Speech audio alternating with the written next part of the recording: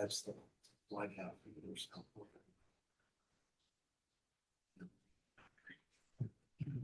That's the absolutely right. That's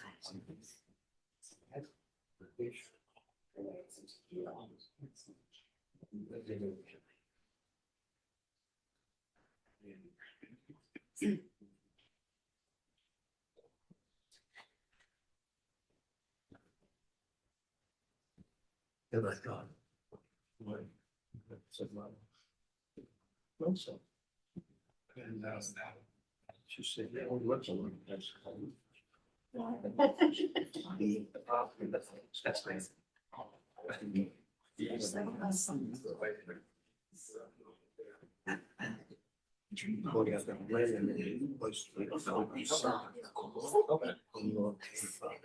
So many internet friends.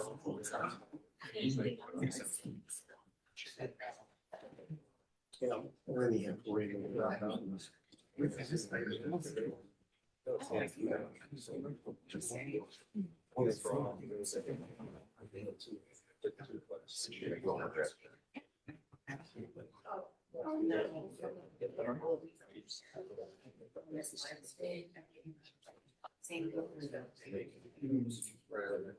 Oh, really?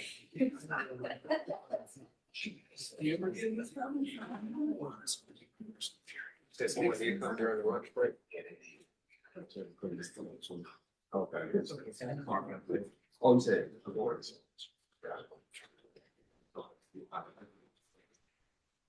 John? I got it.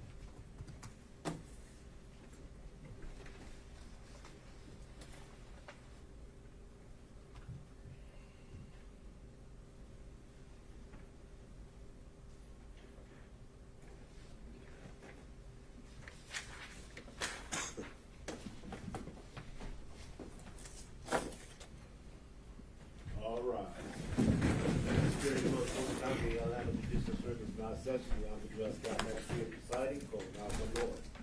Thank you all. Please be seated.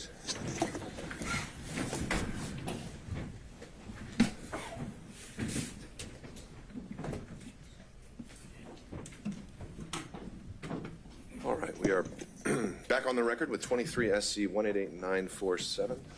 If we could have counsel starting with the state identify themselves for the record for the purpose of today.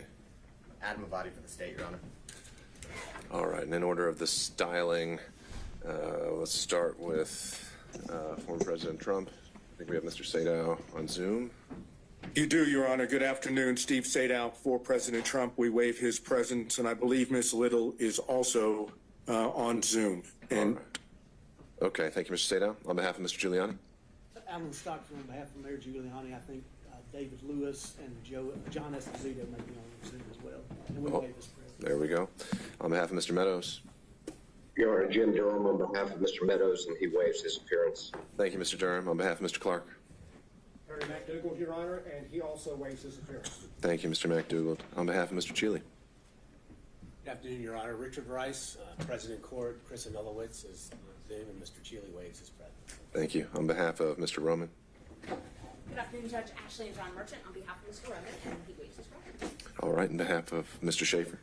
Greg Gillen and Anthony Lake on behalf of Mr. Schaefer, and he waives his presence. On behalf of Mr. Floyd. Morning, Your Honor. Good afternoon, Your Honor. Chris Kucheroff and Mr. Floyd. We also waive Mr. Floyd's appearance. Thank you, Mr. Kucherov. And on behalf of Ms. Latham. Anybody here on behalf of Ms. Latham?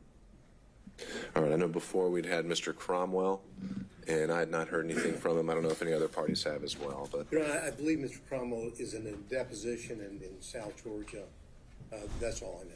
All right. There's a Zoom participant, Mr. Cromwell. Looked like he joined. Okay, that's helpful to know. Mr. Cromwell, can you hear us? All right, well, we'll keep an eye on that to see if he does join us, and we'll take it up as it comes.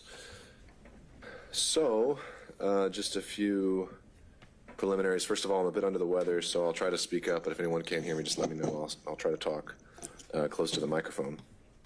But we are here today, the sole purpose of which is that at the conclusion of the hearing on February 16th, I announced that I'd be meeting with Mr. Bradley in camera to assess the validity of his assertion of attorney-client privilege.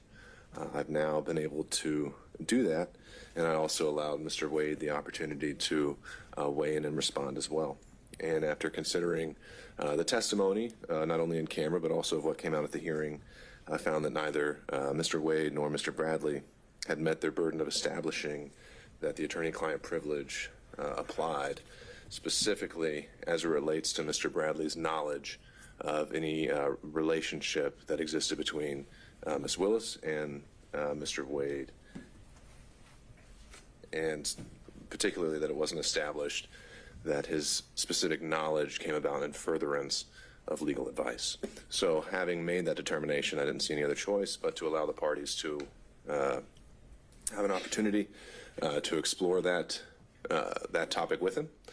There's really, in my mind, it's that topic only. I think that if there's anything else we've already covered, I'm not here to do it again. So with that, is there anything else we need to cover before kicking that off? Just Mr. Wade, he's still a potential witness. I would assume, so he still needs to be reviewed. We'll continue. Mr. Abadi? I believe Mr. Wade was released from the subpoena when we concluded his testimony at the last hearing, so unless he's been re-subpoenaed, and I have no knowledge of that, he has every right to be present. Sure. I think procedurally that would be accurate. And so at this point, I don't see a means where he would need to be recalled. And but if it is, then that is something you can take up. All right. Mr. Bradley, through his attorney, had informed me that he would be here today in person. I don't see him in the gallery. Do we know if he's out in the hallway? Okay. All right. If we could call for Mr. Bradley.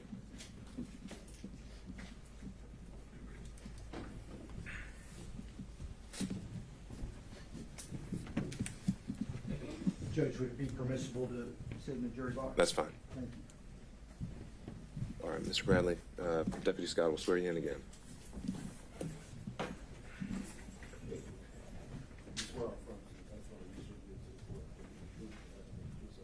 I do.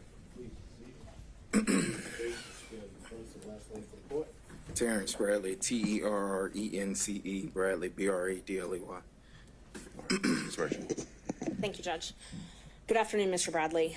Good afternoon. Good to see you. Sorry, under these circumstances. I'm going to just go straight to where we left off before. Fani Willis and Nathan Wade were in a romantic relationship, correct? Correct. And it began at the time that they were both municipal court judges, correct? Objection, Your Honor, based on privilege. That would be covered in the attorney-client privilege. Okay, overruled. I do not have knowledge of it starting or when it started. Terrence, you told me that it started when they were both municipal court judges, though, correct? That is incorrect. You never confirmed in writing that it was, instead of magistrate court, it was in municipal court when they started dating? If you're speaking of the text message, you can go to that text message and you can read that text message, and I will explain the text message to you. But you and I did not have a conversation about when it started. You asked a compound question of magistrate court versus, you said it was magistrate court, you said magistrate court conference, I'm sorry. And then you asked another question. I said, no, municipal court, nothing else. I'm referring to a different conversation. I asked you, do you think it started before she hired him?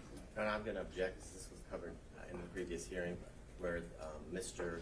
Bradley said he had no personal knowledge of the exact text that Ms. Merchant is speaking of and actually used in an attempt to refresh his recollection, and he explained exactly what he's explaining here before the court. So this is repetitive and unnecessary. So I would object to asked and answered and relevance at this point.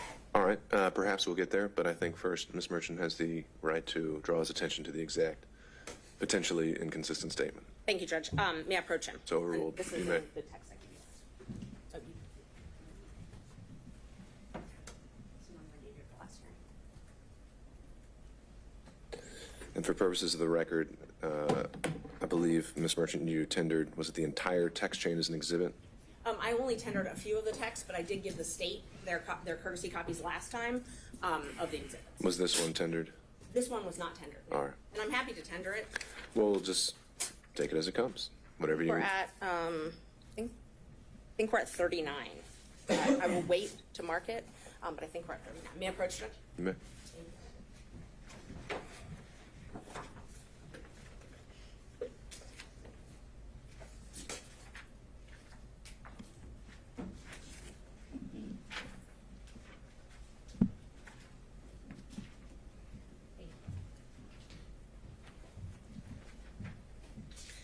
All right. So, Terrence, do you remember telling me that it started when she left the DA's office and was a judge in South Fulton? I see the message there, but I don't recall. I do see that message, but I do not recall. You don't recall texting this? I look back at my text messages through that we've had. I see that message, but I do not recall that. No, ma'am. And when I asked you if you thought it started before she hired him, and you responded absolutely. Your Honor, I'm going to object as to the source of the information that Mr. Bradley allegedly gathered this from. There's been absolutely no foundation, and based on the arguments at the last hearing, that a lot of this is based on gossip, innuendo, assumption, and privileged information. And at this point, Ms. Merchant has not provided a foundation as to how Mr. Bradley would have any information that she keeps referring to. All right. I think that's... Go ahead, Ms. Merchant. I didn't ask him about the source of the information. And under Rule 621, I can impeach him with any inconsistent facts. This is an inconsistent fact. I can impeach him with any contrary facts. Sure. Why would it be a relevant impeachment if he actually has no personal knowledge of this? If he doesn't. Sure. So I think you have to lay that foundation then, so that'll be sustained. Do you remember telling me that it began Well, that doesn't address the issue. No, I'm not.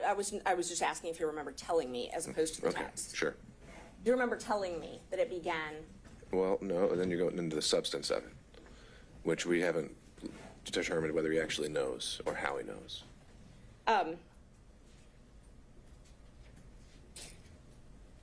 You told me, in fact, you corrected me when I said magistrate court. You corrected me and said it was municipal court. Do you remember that? Same objection, Your Honor. This is the exact same issue, right? Well, I'm asking if he remembers that. He hasn't answered that question yet. Right, but the relevance of whether he remembers it isn't established until we know how he remembers it or why he knows it. If that makes sense. I guess not. I'm sorry. How he knows it? I'm just asking if he told me that. Right. So I wasn't asking how he knew that. I wasn't asking the source of that knowledge. I was asking if he told me that. Sure. That was it. But that's the point. It's how he knows it. Right. The source of his knowledge, the same with Congen, is hearsay because it's gossip and innuendo, which is what was indicated the last hearing. Well, it may not be hearsay. It may not be gossip. We haven't really gotten there yet. We don't know how he knows what apparently he's telling her, and I think we need to figure that out before we can go any further. Yes. And if the source of the information is a witness who've testified, then it's not hearsay. So when did the relationship start? I cannot answer that. When was your first knowledge of the relationship? Objection, Your Honor. He's already answered that question multiple times today. He said he has no idea the timeline or when it occurred. That was one of the first questions that Ms. Merchant asked. I didn't ask when. I asked his first knowledge. He testified he has knowledge that they had a relationship. I asked him when he first got knowledge of that. Okay, so if the question is, when did you first get knowledge, I think we can start there. That was the question, yes. All right. Thank you. When did you first get knowledge of their relationship? I've said over again that I didn't have any personal information where I could personally say when it started. I've said that time and time again. So I don't know when the relationship started. And that wasn't my question. So my question is, when did you first gain knowledge? I didn't ask the source of the knowledge, didn't ask you to comment on the validity of the knowledge. I asked when you first had knowledge. We'll get to the how, Mr. Abadi. So I'll note the objection, overrule it. You can answer that. Just for the record, and I appreciate your honesty, but he said he has no personal knowledge, so it's clear he had to gain the knowledge, not from hearsay. He could have gained it from Sure. Mr. Wade. Well, I mean, most of us learn things from hearsay. The question of whether it's admissible, right? And that's what we got to get to. So. I apologize. When did you first get knowledge? I'm not qualifying what type of knowledge. I'm just asking when you first knew about the relationship. I don't know how to answer that. I mean, so I can't give you a date if you're asking for a date. If you're asking me, how did I get the knowledge? It would have come directly from my client. Right. So help me understand. I think you say you can't answer that question. You don't know the date. So that's the answer to the question. But I said that 5 minutes ago. We have to make it clear. Yes, sir. Next question, Ms. Merchant. So you don't know the specific date? No. Do you know if can we narrow down the timeline? Did you gain knowledge in 2019 of this relationship beginning? I'm going to object to this line of questioning as he said he does not know when he gained All right. knowledge. He doesn't know the specific date. That's fine, Ms. Merchant. I think I'm overruling that. I think we can try to see if he can narrow it down based on goalposts. Thank you. 19, I would probably say no. I mean, I don't have anything that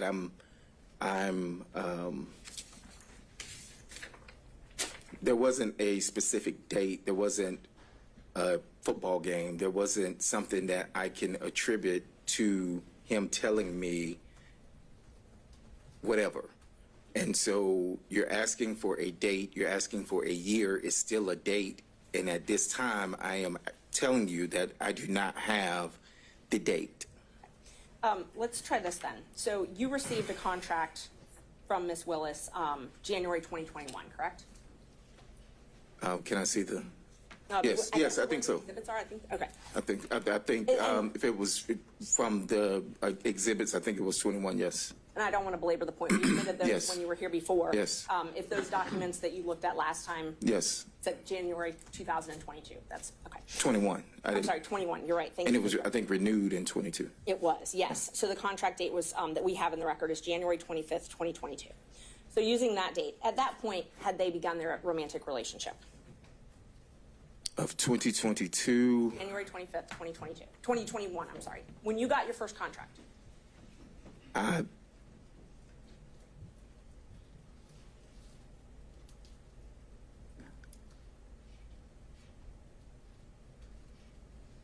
don't recall. I don't recall any specific dates. No, ma'am. You remember when you got that contract, though, correct? I remember I had the contract. Yes. Okay. And you told us last week, or I guess it was the week before now, you told us that Mr. Wade brought you that contract, essentially told you about that contract. That is correct. So Ms. Willis is not the one that brought that contract to you directly. It was Mr. Wade. That is correct. At that point in time, they were already engaged in a relationship, though, I'm correct? going to object, Your I Honor. can't say that. Characterization of what Mr. Bradley just said. He just said he does not remember. There's nothing specific. He doesn't remember the exact date. I think the question now is to reference it or tie it to maybe some other event that he might remember. I agree with Your Honor. She asked that specific question. He said he does not remember any specific dates after signing the contract. That's exactly Sure. what he just said. This is All asked right. and answered. I know, and we're getting to the end of it. So, Ms. Merchant, you don't have much more to pull on here, but he answered that last question, so what's your next one? And Judge, I didn't hear the answer if they were in a relationship January 25th, 2021. Mr. Bradley, do you recall the question? I recall the question, and I can't tell you accurately whether or not they were in a relationship at the time. You asked me about him bringing me a contract.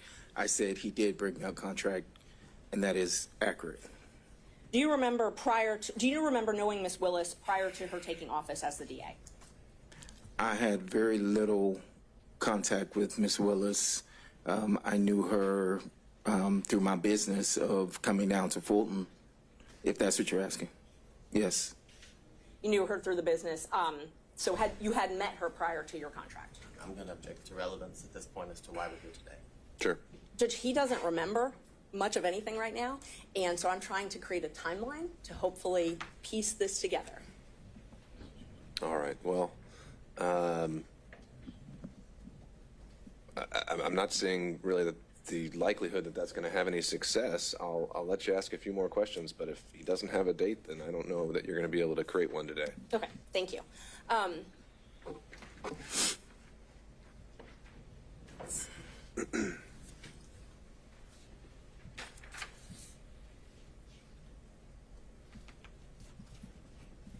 So the time that you had this contract from January 2021 until January 2022, did you come in and out of the DA's office?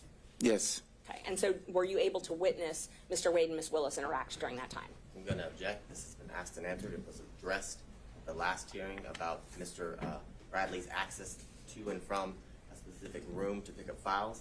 And Mr. Bradley said that he rarely saw them together, but this was answered. Yeah, I think the only avenue that was closed at the last hearing was his personal knowledge, potentially through, well, actually, no, if he testified, it was that he had no personal knowledge. It's knowledge that conveyed to him that was cut off at the last hearing. That's really the only thing we hadn't been able to explore, unless you correct me if I'm wrong. Knowledge that was conveyed to him by Somebody else. That's that he claimed at the time was privilege. I found that it's not. That's what we're here to explore. Okay.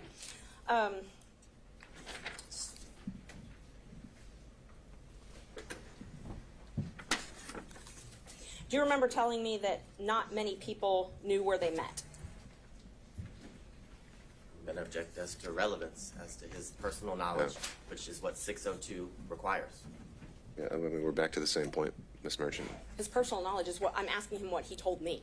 But he hasn't yet told you how he knows that.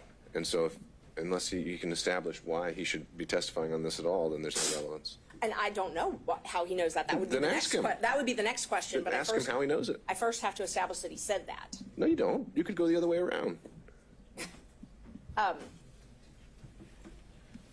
When you told me that it started when she left the DA's office and was a judge in South Fulton, where did you gain that knowledge from?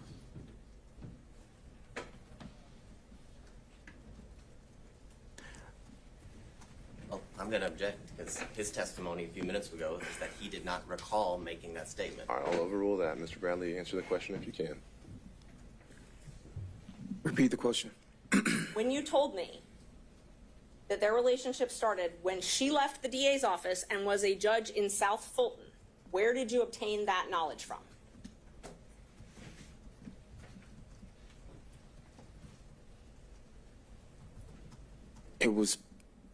I was speculating.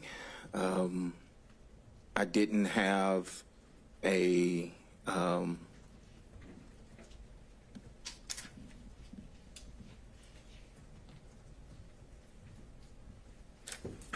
one told me I was speculating. No one told you that? No one told me that. You were speculating based on things that had been told to you or things you had observed? So I'm going to object as to the nature of this line of questioning because the witness has made it clear he was speculating as to how or what he knew. And if it's speculation, it's inadmissible before this court. All right, but the motivations for his reason for speculating would be admissible, so I'll overrule that. Thank you, Judge. Was this speculation, when you told me that, was that based on things that had been told to you and things that you had witnessed? I never witnessed anything. So, you know, it was speculation. I can't tell you anything specific, if that's what you're asking. You can't tell me anything specific as to why you speculated about that? No, this was however many years ago. I mean, I don't recall, but no, I don't. Did you have any reason to lie?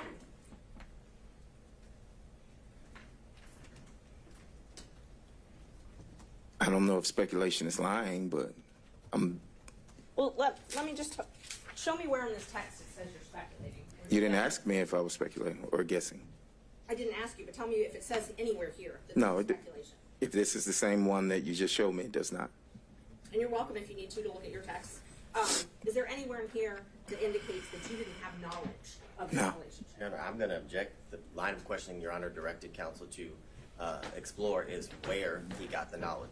He's explored that. He said it's speculation, and he didn't get it from any source other than his own speculation. Sure, So I think we're flushing that out, and I think it's her right to have a little leeway on this if he's an adverse witness. Thank you, Judge. And Judge, these speaking objections are clearly coaching the witness because he's regurgitating. Your Honor, I object and take offense to that comment. I'm objecting based on the law, and I'm making a record for the court. So I take offense to that comment. It's not the case. All right, well, I think we can start with objection, the grounds, and the rule number, and then if I need more, I'll ask. Thank you. All right. Thank you. What did Nathan tell you about the relationship? Objection, hearsay. Nathan has testified. It's not hearsay. It's still hearsay. It's an out-of-court statement being brought in for the truth of the matter asserted. So hearsay. Judge. All right. Yeah, this would be for impeachment by contradiction, which would be an exception to the hearsay rule, and admissible as substantive evidence, and the privilege issues are overruled. Thank you, Judge. Well, I think you just overruled the privilege objection, but we don't know when he's talking about. So we've already established that December 2018 was the date of the privilege. Sure, and that's something I covered in the in-camera hearing, and based on what he told me in that in-camera hearing, I don't believe any statements to this effect were covered by privilege. And Judge, I just want for the record, because sometimes the record doesn't reflect where people are looking, and that when I ask a question, Mr. Bradley is looking at Mr. Wade and his lawyer to wait for them to object, and they're clearly interacting somehow in the court. So I just want the record to reflect that because it wouldn't otherwise. It's there now. A question was put to you, Mr. Bradley. Judge, one of my lawyers is sitting right in the back, that's We don't have behind. to go down that rabbit hole. You can look wherever you want. Yeah, and I'd never looked at Mr. Wade or his attorneys. That sounds true. All right. Mr. Bradley, question was put to you. Repeat the question, please. Yes. So I showed you, or I asked you, I'm sorry, the last question I asked you was, what did Nathan Wade tell you about the relationship? Same objection, Your Honor. And that's already been ruled upon.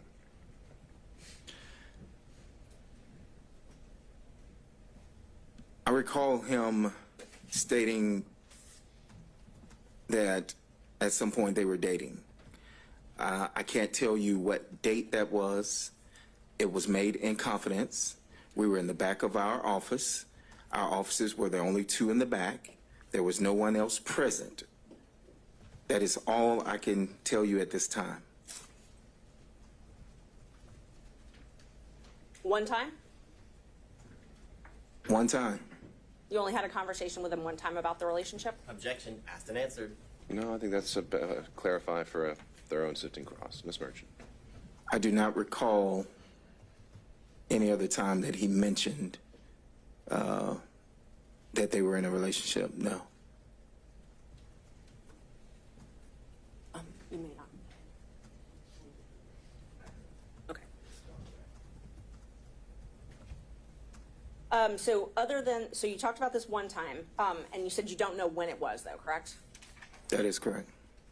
Was it before Mr. Wade, before you got the contract in Fulton County? Let's start with that. I do not recall. Okay. And how did it come up? Say again? How did it come up? I do not recall how it came up. It was in the back. I know where it occurred. In our offices in the back. I can't tell you what we were discussing prior to that. Okay. Did you receive an email from me on January 6th with a motion attached? I think I did, yes. Yes, I know I received I don't know if the date is January 6th, but yes, I received that, Okay. yes. So you remember receiving that? Yes. The date, okay. And you reviewed it, and then you and I spoke about it? You recall that?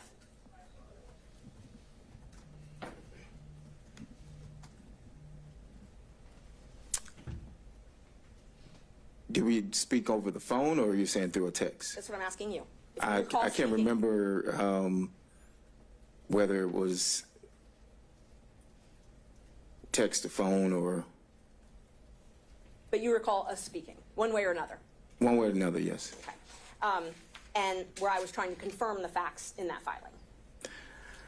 I think I remember there was a line of about the accuracy of how much money that my office, the law office of Terrence A. Bradley, have received, and whether or not that was going to be in the motion or not. Well, there wasn't a discrepancy. I had kept that out, and you asked me to put that back in, correct? I recall you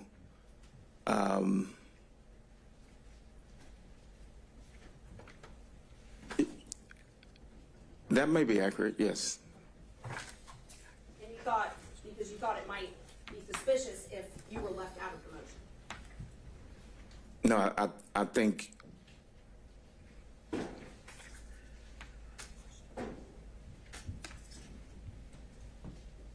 we discussed that it should reflect the accuracy, because the accuracy was that I received, I had a contract and received $74,000. And I think you had put in there that Mr. Campbell had received a certain amount, and then you also had put in there that Mr. Wade had received a certain amount. But there was not anything in there originally, and I said that it needed to be accurate. I needed to be accurate as far as that I had received $74,000. That's correct. Because you did not want anyone knowing that you had talked to me. I would object this for relevance. You bias. Overruled. I wanted you to be accurate as far as the accuracy of our message or your filing. Okay, so that was your interest was in accuracy in the filing. I didn't reach out to you and say, send me a copy of your motion. Right. I didn't reach out to you to say that I'm going to be in your motion. Right. I asked you to review it for accuracy. For accuracy, and I just stated that it was inaccurate. And the inaccuracy that you pointed out was the thing about your salary, or how much you had made.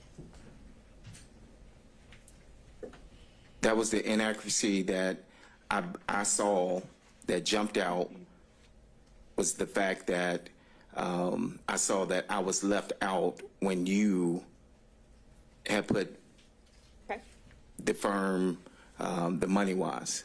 I did not, when I responded to that, it was for that specific reason. Okay. And I agreed I would put that back in, that section back in, and I Correct. did. I did put it back in, and I sent it to you again. I don't recall getting a second email from you, no. But you were happy that I put it back in, or that I agreed to put it back in. And object as to relevance. Yeah, we need to get to more material aspects. Yes, Judge, I'm moving along, I promise. So you did ask me to put that back in. Well, And answered relevance. yeah. Well, you didn't answer that last question, so overruled. You did, can you confirm you did ask me to put that back in, for it to be accurate? Yes, that's correct. I said that, yes. Okay. And then I asked you if everything was accurate, and you said, looks good. Correct? I recall you asking that, but the looks good was applying to the accuracy of the 74,000. That's it. Okay. So when you reviewed the motion, and you specifically pointed out that one thing that you found inaccurate, you didn't point anything else out that you found inaccurate in that motion, though, correct? No, I did not. And that motion alleged that their relationship began when Ms. Willis was in municipal court. If I can reread the motion, but I don't recall, but if that's what it says. But I did my saying that it looks good was when you put back in the 74,000 into your motion. Okay, and that wasn't what I was asking. What I was asking is, you didn't tell me that there was anything else inaccurate in the motion, though, right? But I didn't state that anything was accurate other than the 74,000. Now, when I told you that I had this motion that I was preparing, you asked me to send a rough draft. No, that's incorrect. May I approach, Judge? You may. Which page are you showing? They're not page numbered. It's January 6th. Yeah, of course. I can show you just all the text.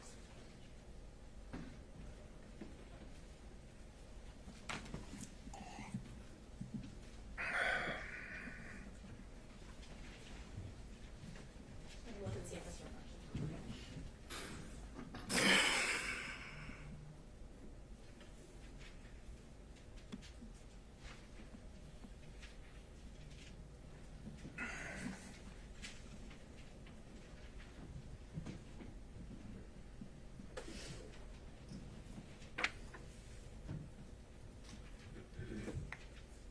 So, we had been talking and you asked me to send you a rough draft, and I told you, okay, but I didn't want it to be leaked before I filed it. Right? That is correct. That is correct. So you're the one that asked me to send a rough draft.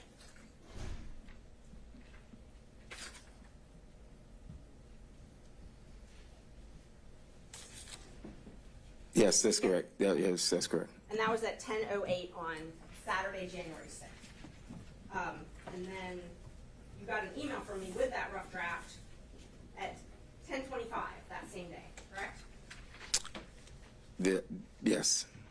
If you need to look at it, If it says 10:25, then I know you sent me an email.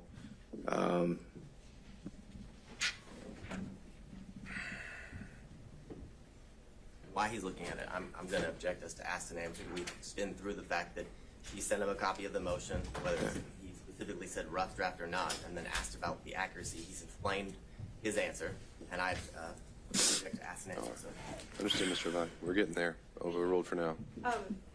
and then I responded when we were talking about that footnote that we were just talking about. I said I took it out, but I can add it back, and you said yes, add it back. You remember that?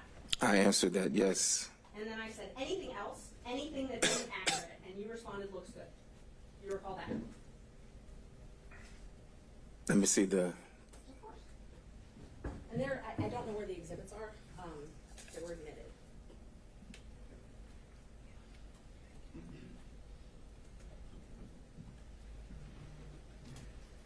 That refresh your memory? it says looks good, but as I stated before, I was responding to you putting me back into the motion for receiving $74,000 in a contract. But that's not what this says. This says, you said yes, add it back, and then I said anything else, anything that is inaccurate, and you responded looks good. So you weren't responding to put it back in. Your Honor, I'm going to object. This is not his motion. He wasn't the affiant of the motion or verified the contract. Overruled, Mr. Body. Talking about his personal knowledge. I've said No personal knowledge. twice. Overruled, Mr. Body. I've said twice that the looks accurate was, or I've said more than twice, was for the $74,000.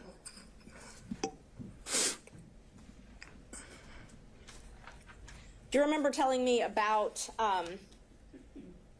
Nathan and Fani coming to your office and spending time together at your office? No, I mentioned, I do recall testifying on the 16th that she had come to our office. And that was before she was elected as district attorney, correct? I recall that that was when she was district attorney. Because I said that there was a meeting held at my office. And who was at that meeting? Now, I can't tell you that. I don't recall. But you know Miss Willis was there, Mr. Wade was there. It was at our office. Actually, Miss Willis was there, and there were other people there.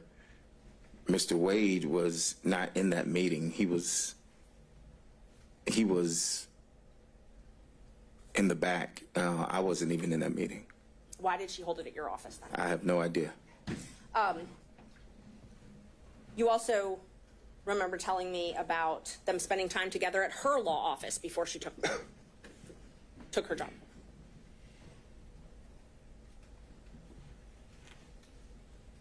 I don't recall. Do you? I don't recall. Do you have something to? Well, what I'm asking is, let's back up a sec. So Ms. Willis rented a law office from the Evans firm, or Andrew Evans and another lawyer, I think Stacy Evans. You have knowledge of that, correct? No, I'm going to object to hearsay. Well, how does he know the information? That would be the correct question. Okay. Ms. Merchant? I don't really know even how to respond to that. Hearsay, I'm asking if he knew that she rented office He may have been there. He Right. may have seen a business card or something at some point. I think you can answer that. I've never been to Miss Willis's office when she was in private practice. I've never dealt with where she rented. I didn't even know where her office was. So. Do you remember, though, knowing that she rented an office? Yes. From the Evans? Yes. You did know that is correct, yes. Okay. And do you remember telling me that Mr. Wade and Miss Willis would rendezvous at that office? I'm going to object to, again, hearsay as to how he knows that information. He said he has no personal knowledge. He did not say he has no personal knowledge, Judge. He hasn't even answered it. No, he said in general he had no personal knowledge, so it's not been established the source of how he would know this because he said he's never been to her office.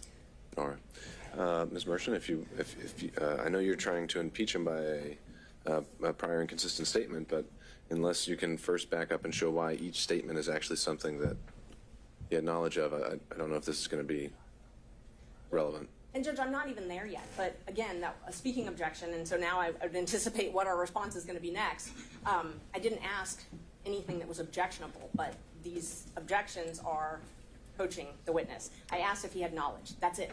I didn't ask, did someone say this to you? I didn't ask, what did this person tell you? I asked if you knew. Well, no, you're asking if you had knowledge, and then you say of something specific. So. Once I get an answer to that, if he has knowledge, then I will follow up with where that knowledge came from. All right, well, let's try again. So my question is, do you have knowledge of them meeting at that office? Objection, foundation.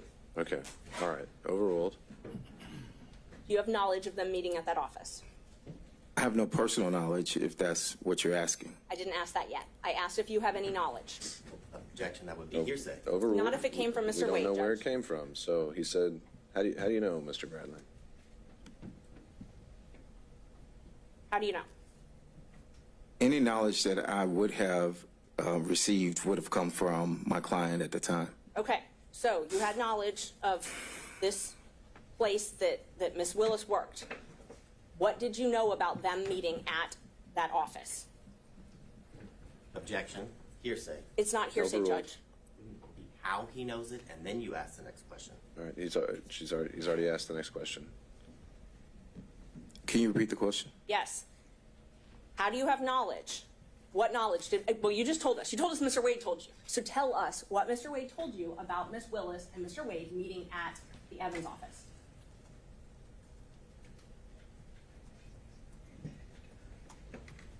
Objection, Your Honor, privilege.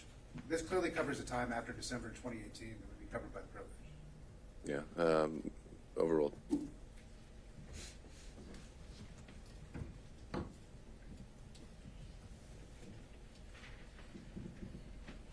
You recall the question, Mr. Bradley? I do not.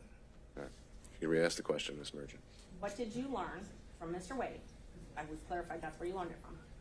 About Mr. Wade and Miss Willis meeting at the Evans office together.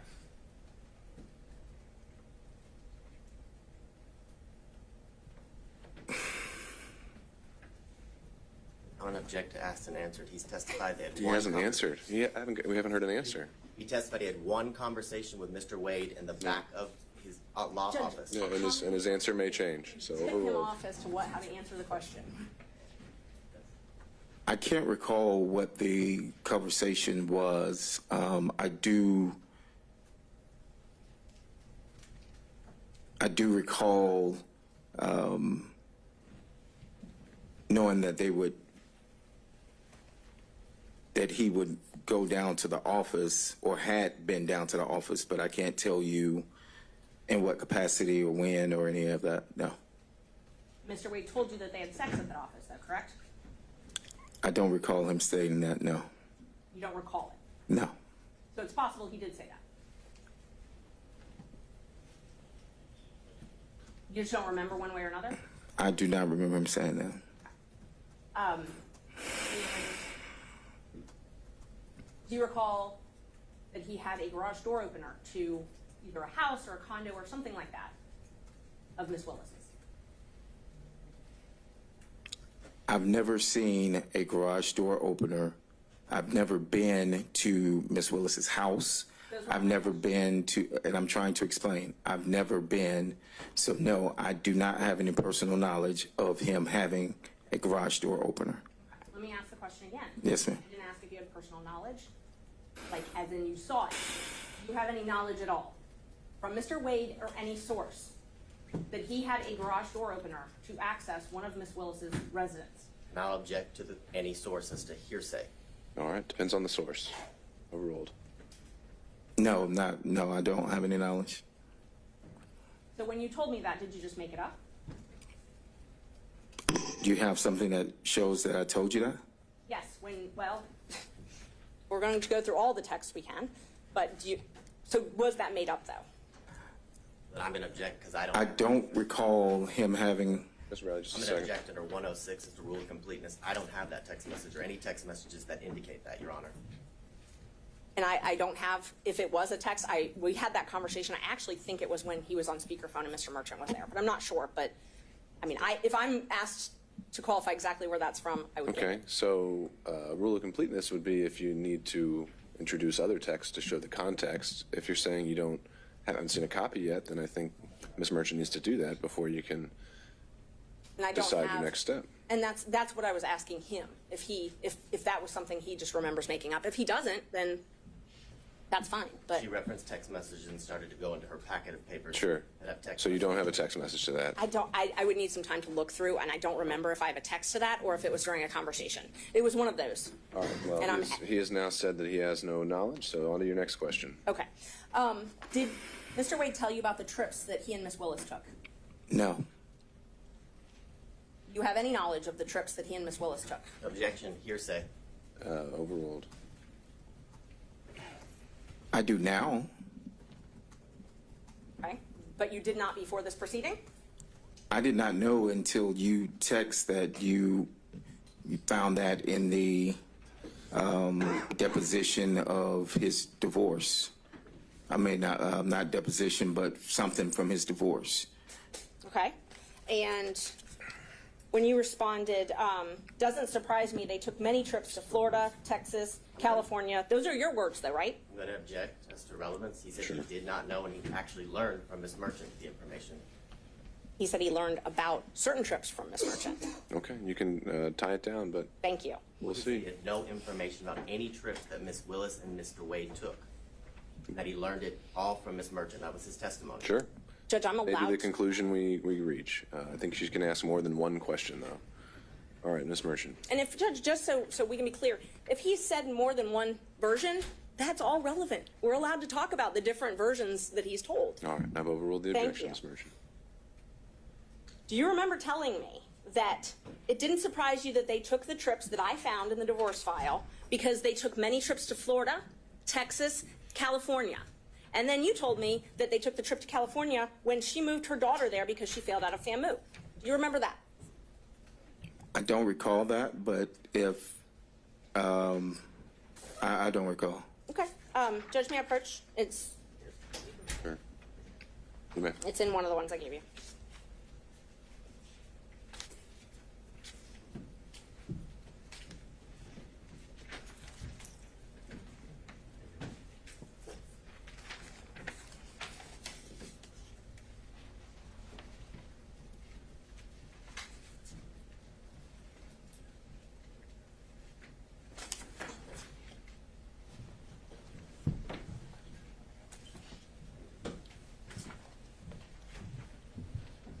Look at that. Let me know if it refreshes your memory.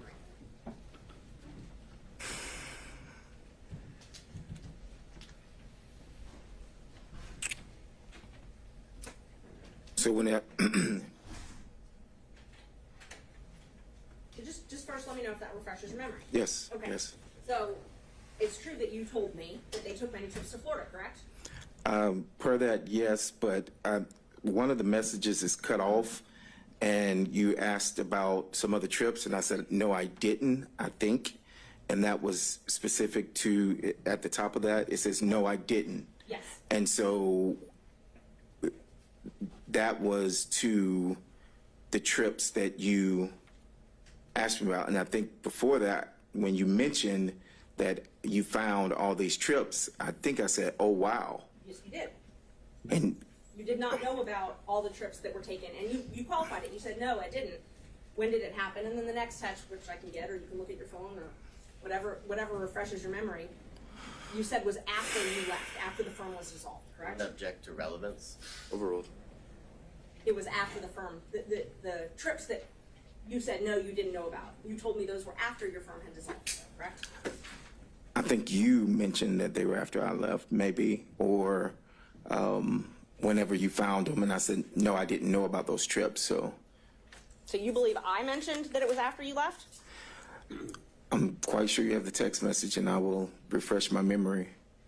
Is it easier for you to refresh your memory with your own phone or with my printouts of screenshots? Well, you have the printout, so I'll go. Judge, the reason I'm asking is because I'm getting objections that I've cut things off, and it's just the nature of how you have to print out screenshots. So in order to avoid that, I'm happy for him to refresh his memory with his own phone, if that would be... Well, I don't know if he's accepting your offer or not, so you're Would that be easier for you?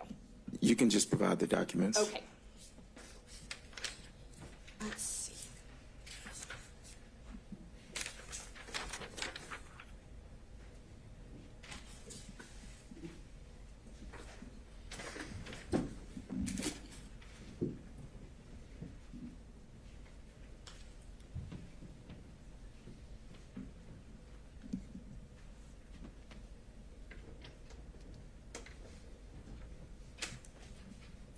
May I have some water, Judge, please? Yeah, let me see what we can do.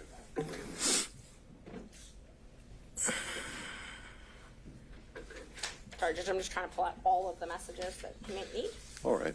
Well, I don't really see, at some point we're reaching the cumulative point where we don't need to go through an entire 6-month text chain. You're making the point that he'd made some comments to you along the way. that led you to believe he had more knowledge than today he's testifying that he had. And so if you've hit the high points of that, then I don't know what else we can cover that actually moves the needle. Okay, I'll move on to the actual trips then. So you told me that they took many trips to Florida. That refreshed your memory. You told me that. Was that based on your knowledge from Mr. Wade?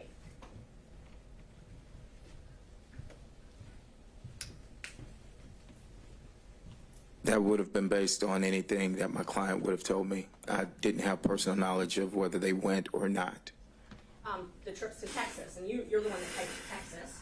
Was that based on your knowledge from Mr. Wade? It would have been something that came from the client. I cannot tell you that I have any personal knowledge of any trip other than what would have been said by the client. Obviously, I'm not asking if you went on these trips. I'm asking if you have knowledge from Mr. Wade. You also typed California. Was that something that you gained from knowledge from Mr. Wade? It would have been from the client at this particular point. Yes, it would have been from the client. And when you told me that the trip to California was to move her daughter out there, would that have been something you gained from Mr. Wade? Thank you, Judge. Any knowledge that I have of any trip would have come from my client at the time.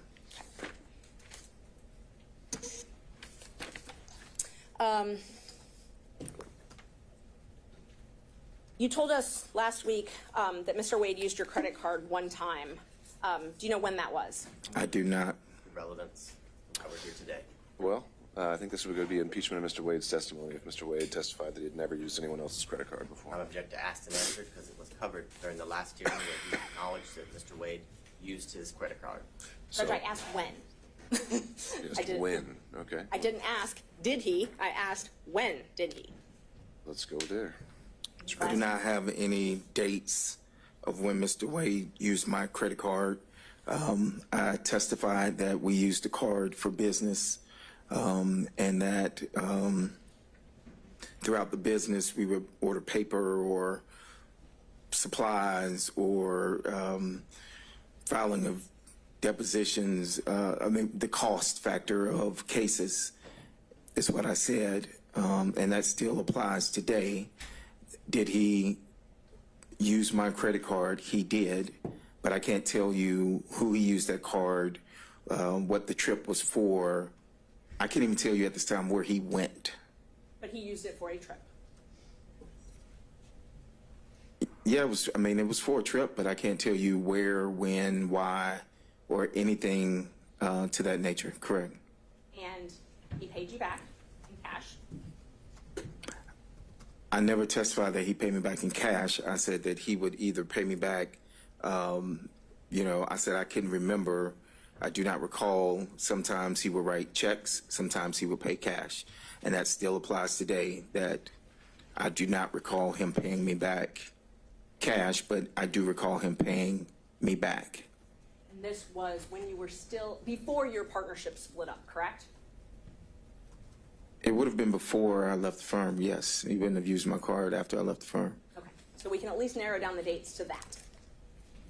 Of before I left the firm, yes. Okay, great. And Mr. Wade gave you details about meeting Miss Willis in Hateville or East Point, as it was called. That's incorrect. He did not tell you about that. He didn't give me details. He did not tell you about meeting with Miss Willis at an East Point or Hateville apartment?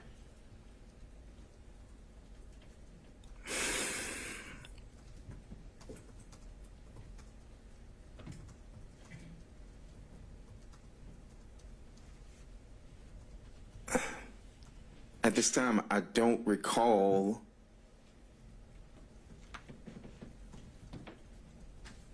No, I don't recall.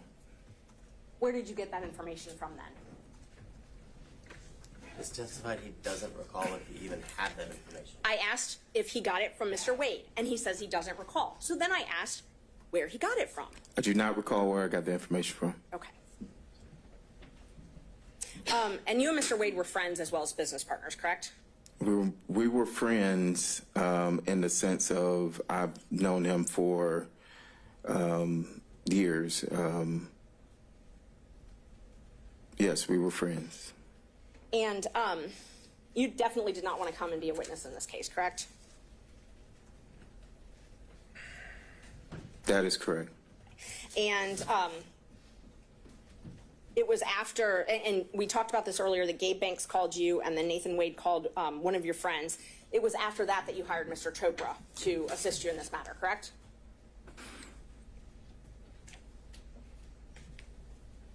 Was it after that?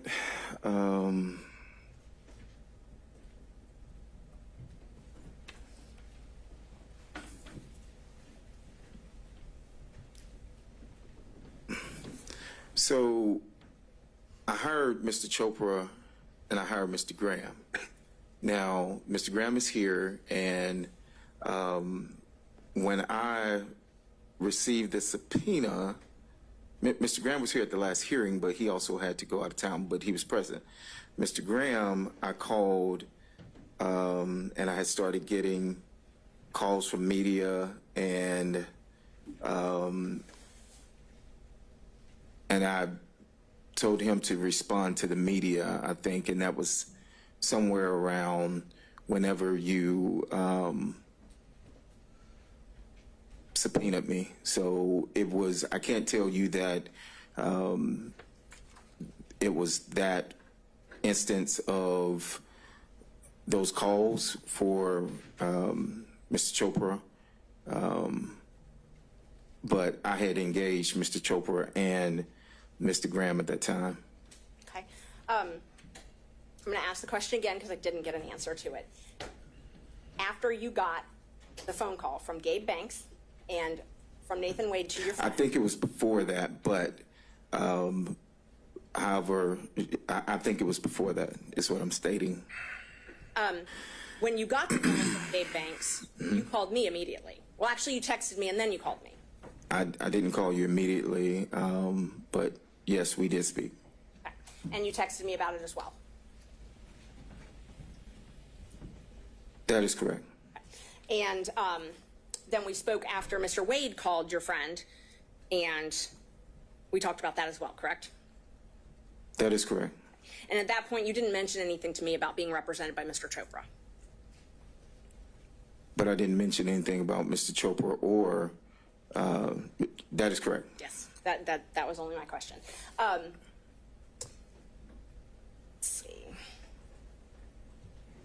I'm going to show you two more texts that are in the ones. All right, Ms. Merchant, we're going to do This is the 5 last more minutes. 2 questions. Thank you. 3:05, I'm cutting you off. Thank you.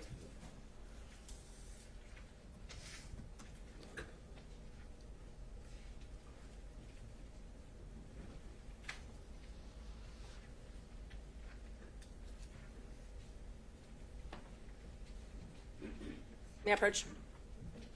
I'll show you full text to refresh your memory, and then I'll ask you.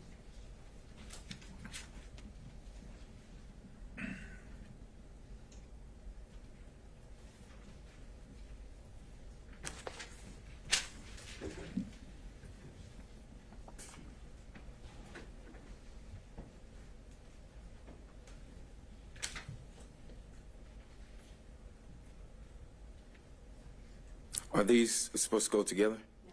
Oh, these are two separate dates? Completely different dates. Okay, all right.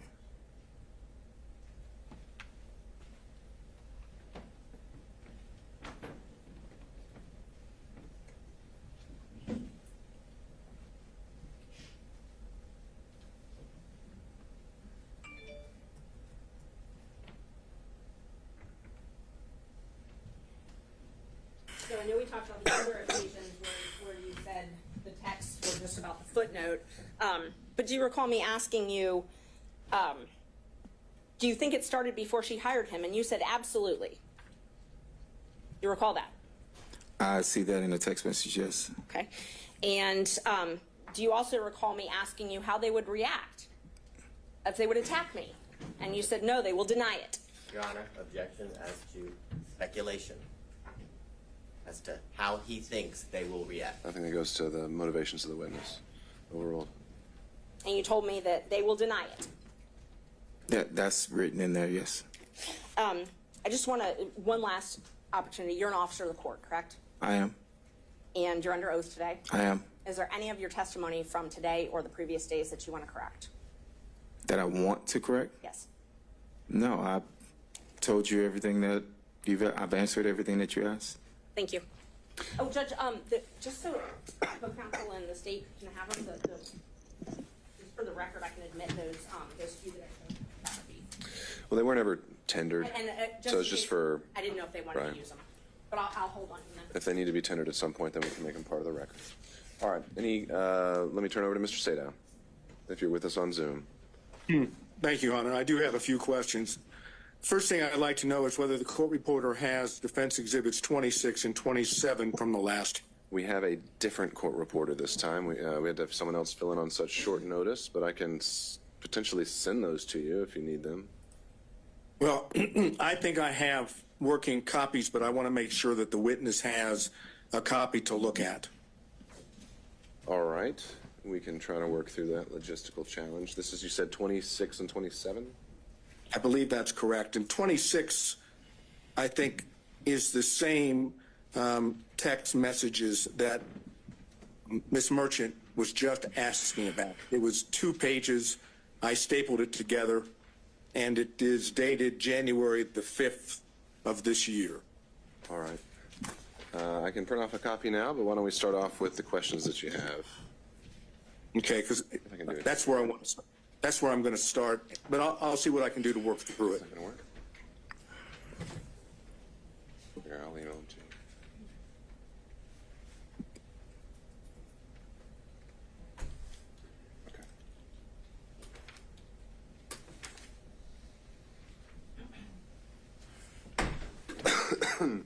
All right, Mr. Sadow, why don't we start with your question, and we'll see if we actually need to get a copy of those exhibits in front of the witness. All right. Mr. Bradley? Yes, I'm here. All of a sudden, I've lost you on the screen. There we go. Well, you're on the Zoom. You're on YouTube, but you're not on the Zoom itself. But not that I can see. I'm here. I can hear you. No, I know. I think his visuals may be a little different, so hold tight, Mr. Sadow. We could try to correct that. So that Yeah, he was on. He was on when Ms. Merchant was asking questions. We need to add, we need to add a spotlight to to the witness stand and a spotlight to Mr. Sadow, and we don't need all the other boxes. There we go. Thank you very much. Well, then hold tight, Mr. Sadow. We need to add you as well.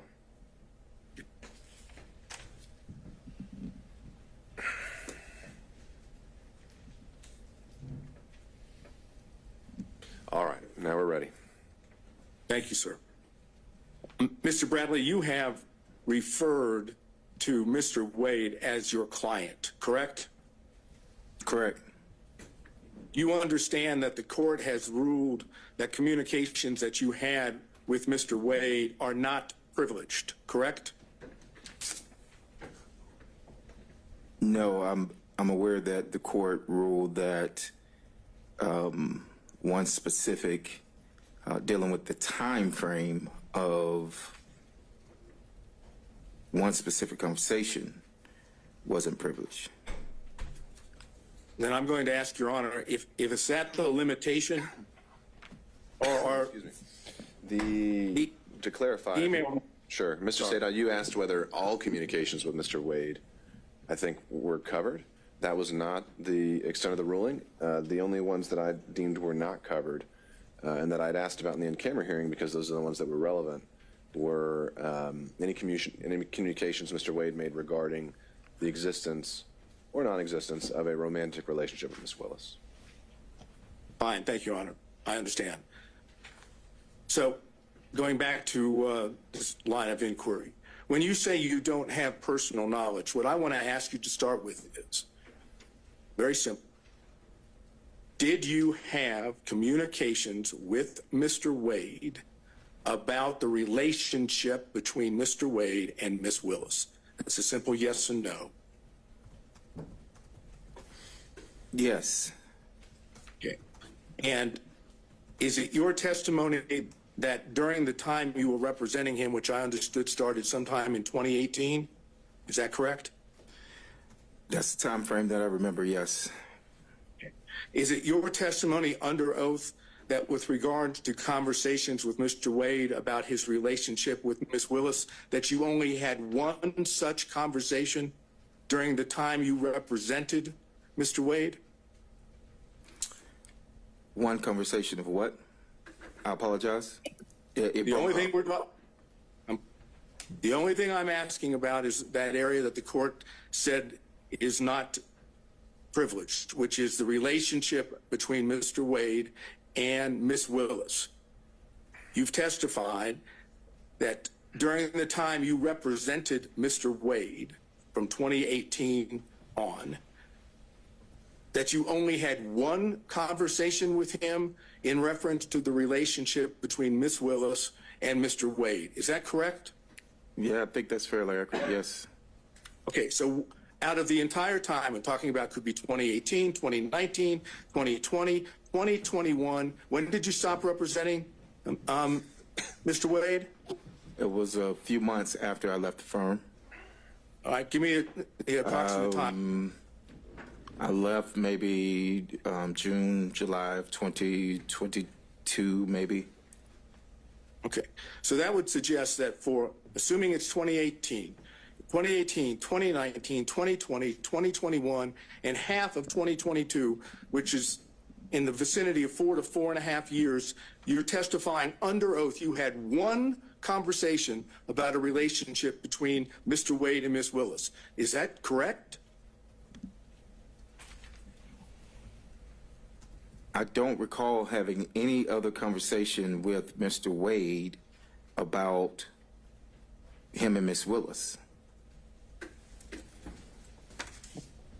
Is it your testimony then that you don't remember any other conversation, or there wasn't any other conversation besides the one? I'm going to object as to ask and answer. I think he's drilling down. I think that's a fair question overruled. I don't recall. I would say it was the one, but I don't recall. You testified that you did have communications with Mr. Wade about him visiting with Ms. Willis at a condo or apartment, correct? I don't think I testified that I had a conversation. I testified that any knowledge that I would have known anything about any condo would have come from that, but I don't recall a conversation about that. I do not recall a conversation about that. Okay. Do you recall any other thing at this point in time under oath that would indicate when the relationship started between Mr. Wade and Ms. Willis? I do not know when the relationship started between Mr. Wade and Ms. Willis. I cannot recall that. I can't. Oh, I'm sorry. Go ahead. I'm going to drill down on that now, okay? Yes, sir. Mr. Wade was hired as the special prosecutor on November 1st of 2021. You're aware of that, correct? I have my contracts to show when I started. No one showed me the contract of when he started, but but if he has a contract for November 1st of 2021, then that's correct. All right. I'm going to suggest to you that the record will reflect that the contract between Ms. Willis and Mr. Wade was November 1st of 2021, correct? I want you just to accept that, okay? Is it your testimony that you don't know under oath whether or not there was a relationship between Mr. Wade and Ms. Willis before the contract? I do not recall any dates of when the relationship started. So whether you are pinpointing a date of when his contract started or not, I'm telling you I did not recall any specific date that he flat out said anything about a relationship with Ms. Willis. Okay. Now I want to go, based on what you've just said, let's go to what was Defense Exhibit 26. Okay? In Defense Exhibit 26, which I showed you last time, was 2 pages of text messages between you and Ms. Merchant, correct? Correct. All right. Now, the first page starts off by saying, Ms. Merchant, like just date, don't hire him. Do you think it started before she hired him? You see that?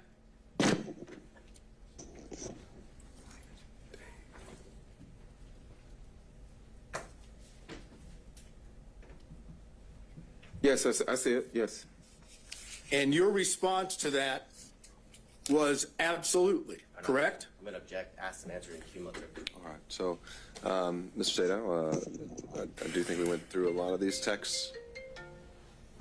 We didn't go through this whole one. Just a second, Mr. Sato. All right. I'm sorry, Mr. Sato. You said we didn't go through this particular one?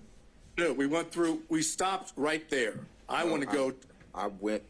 I answered, because this is the exact language that she just stated a few minutes ago. You could read it back. Okay, Mr. Sato. Are you saying both of these two exhibits weren't already covered by Ms. Merchant? It was not gone, this particular language was not gone into. I'm doing it based on the exhibit itself. Well, let's do it this way. I now move into evidence defense exhibit number 26. All right, and I'd have to search through my notes, but does anyone recall that one actually been tendered in a minute already? It was. No, it was only presented to Your Honor for you to take back into camera ex parte to speak with Mr. Bradley and his counsel. Okay. Ms. Merchant is indicating that it was admitted. I thought Mr. Sadow admitted it, but I'm organizing, putting them back in order. So I think it might be easier if I just admit the copies of the text we're all referring to. All right, so Defense Exhibit 26 and 27 are being tendered. Well, actually, only 26 at this time. But okay, Defense Exhibit 6. Any objection from the state? 26. 26. I'm going to object as it relates to foundation and authentication. It was used to, during the last hearing for the purposes of refreshing his recollection, and it's my recollection is that it didn't refresh his recollection, but I would renew my objection as to asked and answered in cumulative. Okay. As to foundation on authentication, I think Mr. Bradley has recognized them as texts that he sent and received, so I think I'd overrule on that basis any other objections to their admissibility from any other defense counsel, and seeing none, Defense Exhibit 26 is now admitted. Mr. Sadow. Thank you. All right, let's continue. Now I'm publishing it. After you said the word absolutely, on your own, you said it started when she left the DA's office and was judge in South Fulton. No, I'm they met at... Object, asked and answered. All right, understood, Mr. Body. I'm going to let Mr. Sadow have a few minutes on this, and we'll go from there. But Judge, I'm sorry. I did answer this. I answered it for Ms. Merchant. I stated that I was speculating. The judge, someone objected to the speculation, but this was the exact same language. All right, well, thank you for that recap, Mr. Bradley. Mr. Sadow is asking the question in a slightly different manner, and I'm going to give him a little bit of leeway to do that. So, Mr. Sadow. All right, I hesitate to have to start back where I was, but after the word absolutely, you, on your own, said it started when she left the DA's office and was judge in South Fulton. They met at the municipal court CLE conference. That's what you said, correct? That is correct. Now, it's your testimony, at least so far, that when you, on your own, gave those two statements in the text, that you were merely speculating and did not have that knowledge from Mr. Wade. Is that your testimony under oath? Yes, that's what I testified to. Yes, sir. So you on your own came up with the whole notion that it started when she left the DA's office and was judge in South Fulton. That's, according to you, that's speculation on your part, correct? Overruled. Answer the question, Mr. Bradley. Yes, that's speculation on my part, yes. Right. It had nothing to do with what Mr. Wade had told you, correct?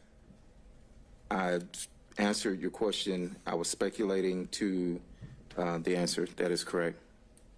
So maybe you can tell the court, in your own words, why in the heck would you speculate in this text message and say that it started when she left the DA's office and was a judge in South Fulton? Why would you speculate and say that in a text? I knew they had met at the municipal court conference. How do you know that? I'll stop you right there. How did you know that? I answered that at the last. I knew that. You now.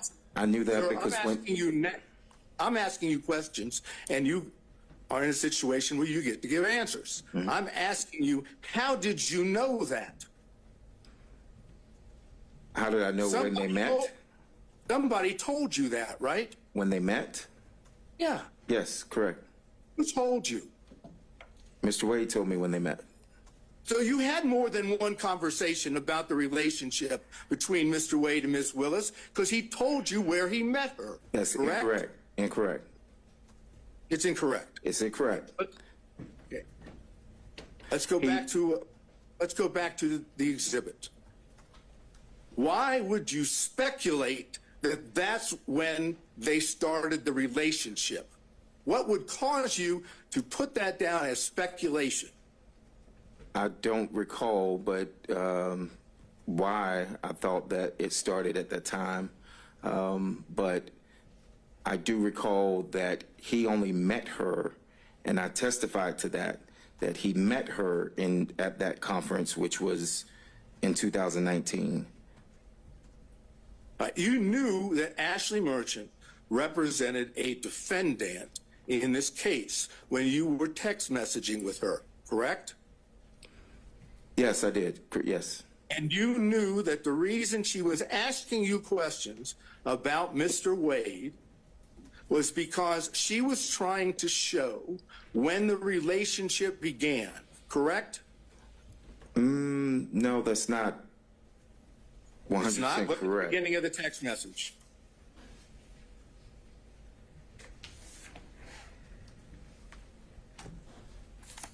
Yes, but what messages were before this message, before she sent that? I can't answer that question because I don't have them. All I have is what's in front of you. Yes. And it says that she says, do you think it started before she hired me? So you knew, as the counsel for a defendant in this case, that Ms. Merchant was asking you specifically about the knowledge that you had regarding the timing of the relationship between Wade and Ms. Willis, correct? I mean, based on this, yes, I see what was asked. And in response to that, you answered directly on your own what you now claim to be speculation, right? That's correct. So I ask you one more time before I move to the next part of this. Why would you speculate when she was asking you a direct question about when the relationship started? I have no answer for that. Except for the fact that you do, in fact, know when it started, and you don't want to testify to that in court. Overruled. That's the best explanation, isn't it? This is a completely argumentative. That's the true explanation, because you don't want to admit it in court, correct? No, I have no direct knowledge of when the relationship started. I'm not going to go back through that again. But if you didn't know, and you were asked specifically as this exhibit shows, maybe you can explain why you wouldn't say, I don't know.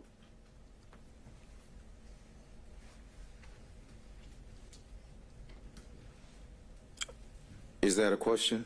You're asking me a question to answer? Definite question. State that again. I apologize. If you're being asked, as we've just gone through with this text message from Ms. Merchant, yes, as the attorney for a co-defendant, yes, and she's asking you about the relationship, and she's clearly asking you about the timing, why wouldn't you just have said in response, I don't know when it started? I don't know why I didn't say I don't know. Maybe, again, it's because you know what the truth is, and that's why you answered exactly the way you did in Defense Exhibit 26, correct?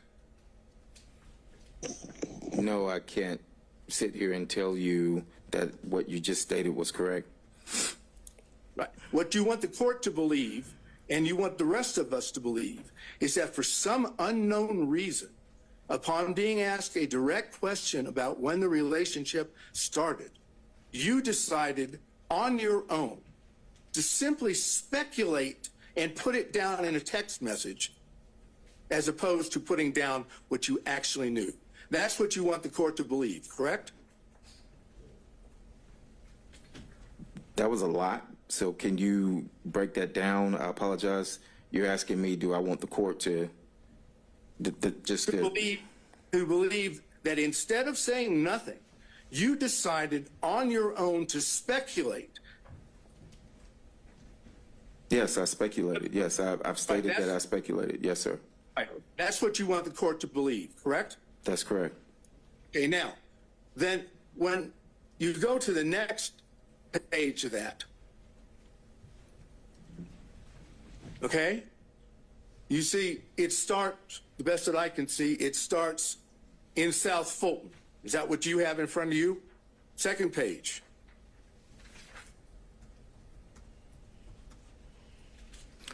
The second page that I have says, that's what I figured.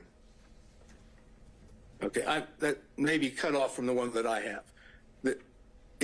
I'm looking at my opening line says in South Fulton. Is that on your second page? No. So if you're going in order of the pages, no, neither page starts with South Fulton. No, don't get caught up on whether it starts that way.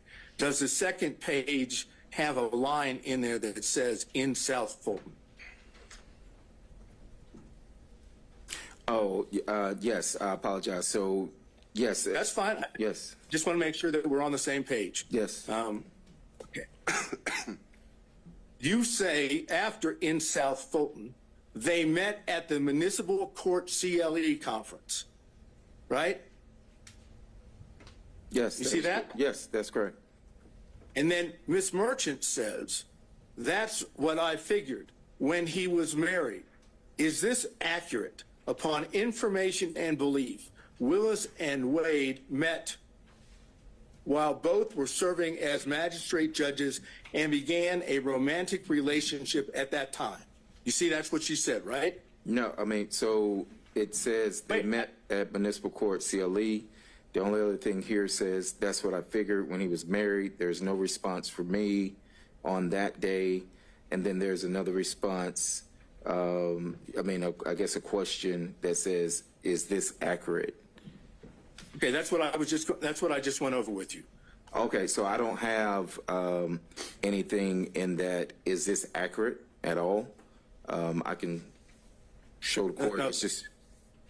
It just says, is this accurate with the question mark? I don't have anything following that.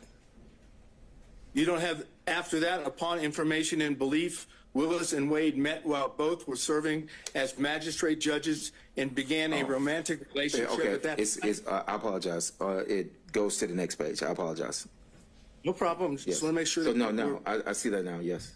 All right, so that's what I just read is exactly what Ms. Merchant said to you in the text, right? Yes, that was in the text. Is it accurate upon further information? Yes, that's there. And yes. Again, since you have told us that you were speculating when you gave the answer that we went over with previously, on this one, you don't say, I don't know. You simply correct her by saying no, municipal court, right? Yes, so she asked, was it accurate? And I said it wasn't accurate. No, it wasn't accurate. It was municipal court.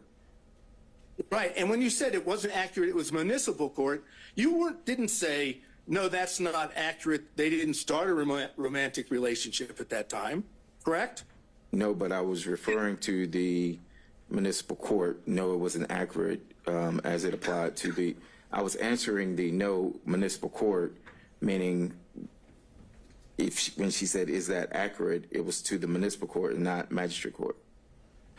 Okay, but you didn't say that the rest of what she asked you was accurate. You didn't say, no, that's inaccurate. That's not true.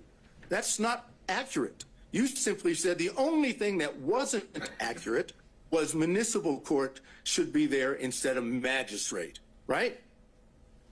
So I was answering the question of, it was a compound question. And I was answering the question of, she wrote magistrate court and I said no, municipal court. Right, but it's not compound. It's one statement upon Mr. Sadow. information. I'm sorry. No, that's okay. I know the feedback and the delay is complicates things, but I think you've adequately made your point here, and I don't think we need to belabor it much longer. Let's move on to the next issue. Okay, thank you, Your Honor. Mr. Bradley, prior to coming into court today, did you and your lawyer meet with anyone from the district attorney's office? No. I mean, no. Not that I know, I'm aware of, no. I did not meet to anyone. Sorry. I did not meet with anyone outside of my attorneys. Did you have any conversation? I did not. Meeting, conversation. I did not. So you have not spoken, if I understand you correctly, prior to coming into court today, you've not spoken with the prosecutors? No. Right?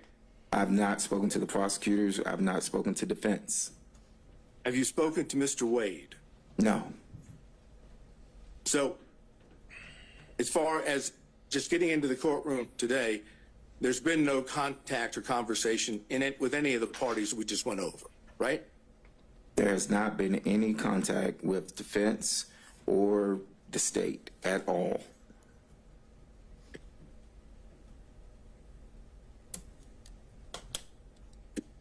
I think I have basically just one or two more questions. Why would you see the need to speculate when you were texting with Miss Merchant? I think we did cover that one, Mr. Sadow. I think that exact question was already put to him. What would be the next one? I'm trying to look. Let's go to 27. Defense Exhibit 27. Do you have that now, sir? I do, sir. All right. Would you look at it and tell me whether or not the Defense Exhibit 27 appears to be accurate? Because I want to seek to introduce it into evidence. It consists of an email to you from Miss Merchant and a text response from you, correct? But the text response was not in response. So yes, it does consist of the email and a text response. I'm not saying that the text response applies to the entire email that was sent. All I've asked you right now is, is the email and the text, are those accurate in the interaction that makes up Defense Exhibit 27? As it applies to the stapling of the email and the stapling of a text message chain, yes, that is Defendant's Exhibit 27. This is, it's accurate. Okay, I would move Defense Exhibit 27 in. I believe it was treated the same way as 26 last time. Same objections, Mr. Abadi? Yes, Judge. All right, overruled. Any other objections from defense counsel? Seeing none, Defense Exhibit 27 is admitted. All right. Anything else? Your Honor, I don't know. Yeah, I don't know whether you'll find this objectionable or not. I'll ask it, obviously. All right. Mr. Bradley, you realize that if you were to testify under oath, that you knew from Mr. Wade that the relationship between him and Miss Willis existed before the contract in November 1st of 2021, that if you testified that you knew that from Mr. Wade, that would show that both Miss Willis and Mr. Wade had lied under oath. You know that, don't you? I'm going to object. I think that's going to call for an opinion on the credibility of another testifying witness, so I don't think that would be an appropriate question. Then that's all I have, Your Honor. Thank you, Mr. Sadow. Mr. Stockton. Just briefly, Judge. We'll see. Mr. Bradley, do I understand from your prior testimony that Ms. Merchant sent you a motion to review prior to her filing it? Objection. Call some cumulative answers. Right, I'm gonna give him just a little bit. All right, Mr. Stockton, maybe this is going somewhere else. Did Mrs. Merchant send you a motion prior to January 8th of 2024 for you to review? That is correct. And did you in fact review that motion?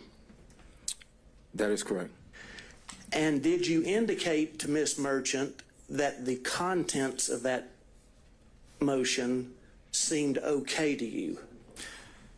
Well, so you're referring to Exhibit 27, which, as I stated a few minutes ago, one is an email, one is a text chain. So in the text chain, when I never responded to the email, I never responded looks good or anything to the email that was sent to me. However, in the text chain, what you all are trying to merge together is the fact that I was asked about the contract, and that contract was $74,000, and me being added back to that. So when I said, and I think before that in that text, it referred to me being added back, and at that time I said yes, looks good. And you're aware and you recall that when Ms. Merchant presented you with that motion, she asked you not to disclose it to anyone until she filed it. Is that correct? We are covering, I think, the last 5 or 6 questions. We've covered ground. Let's get to that ultimate point. I'm trying to get there, Judge, I right. promise you. Okay. Repeat the question, I'm sorry. She asked you not to disclose that motion to anybody until she filed it, correct? I think so. I think that was in the text message, yes. And you knew, in fact, it was her intention to file that motion, correct? The actual motion that she, that was sent? Yes. I knew that she was going to file a motion, yes. I do not think that that was the final draft, or it could have been that she was working on it, but yes, I knew that she was going to file some motion, yes. And you knew that she presented that motion to you for your review so that she could make sure it was accurate, correct? Your Honor, I'm going to object. All this is asked and answered in cumulative. All right, noted. I think Mr. Stockton's getting to the next point, so why don't we just ask that one? Is that correct? Did you? Why don't we combine that with the next question, so we're not having to lay bit by bit every single time. Mr. Bradley, you knew that Mrs. Merchant was relying on your review to ensure the accuracy of that motion prior to filing it, correct? Speculation as to what he knew that Miss Merchant knew. No, I'd overrule that. Mr. Bradley? No, so once again, I was excluded from the footnote of that motion, and my review of it, and I said, hey, you need to add me back to the footnote because I did have a contract and I did receive $74,000. And if I may help you out, let's talk just about that part of the motion that deals with the relationship between the District Attorney Willis and Mr. Wade. When you reviewed that, you knew that Miss Merchant. No, I did not know that she was relying on me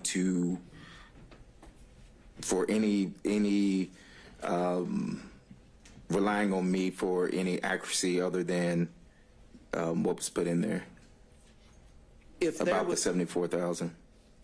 Mr. Bradley, if there was something patently false in that motion, you would have told Miss Merchant, wouldn't you? I can't say that I would or wouldn't have. I don't know what I would have told Miss Merchant. If there was something patently speculative, you would have told Miss Merchant, wouldn't you? I don't know what I would have told Miss Merchant. She asked me, was it accurate? We were discussing the $74,000 that was left out.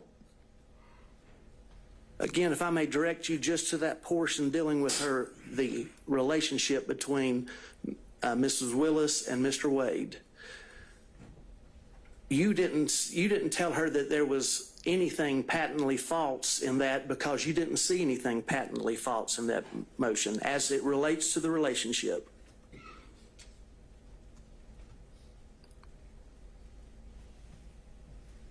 Repeat your question, I'm so sorry. You did not inform Mrs. Merchant that there was anything patently false in that motion that you were presented with as it concerns the relationship because you did not see anything that was patently false, correct? Objection asked and answered cumulative. All right, next question, Mr. Stockton. Sustained. And you didn't see anything that was speculative in there either, did you? Asked and answered cumulative. I know, sustained, Mr. Stockton. I just want to ask you one more question. I'm coming at from the other way that Mr. Sadow did. Did anybody from the district attorney's office or any witnesses in this case contact you about Ms. Merchant's motion from January the 8th of 2004 until today? Did anyone contact me about her motion? Yes, from the district attorney's office or any witnesses or anybody else involved with the case besides the defense? Other than the call the only personal call that I had was with Gabe Banks. I never spoke to anyone else, and to my knowledge, he's not a part of this, so. That's all I got, Judge. Thank you, Mr. Stockton. Mr. Durham, if you're still with us. No questions, Your Honor. Thank you, sir. Mr. McDougall.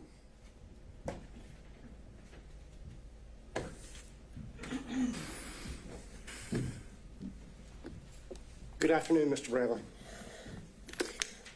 You have certain information about the relationship between Mr. Wade and Ms. Willis that is not privileged, correct? Well, that was my determination, so I think he disagrees with it. So what we're going to say his opinion's a little irrelevant on that point. Do you understand that the court has ruled that certain information that you have about the relationship between Ms. Willis and Mr. Wade is not privileged? The court's ruling, as I understood it, and as my lawyers and I understood it, of the privilege not existing was based off of a conversation that was had in my office, in the back of my office, which was confidential, with Mr. Wade and I. That's what was asked of me on yesterday, and that's what the ruling, to my knowledge, unless I'm being corrected here now and saying that it's more, it was that particular piece that the judge said did not have privilege. And have you testified already today to the sum total of your knowledge of the relationship that is outside the scope of the privilege according to the court's ruling? Can you ask that again? I'm sorry, I didn't understand it. Referring to what you understand to be the information that is not privileged, have you testified to the sum total of that information?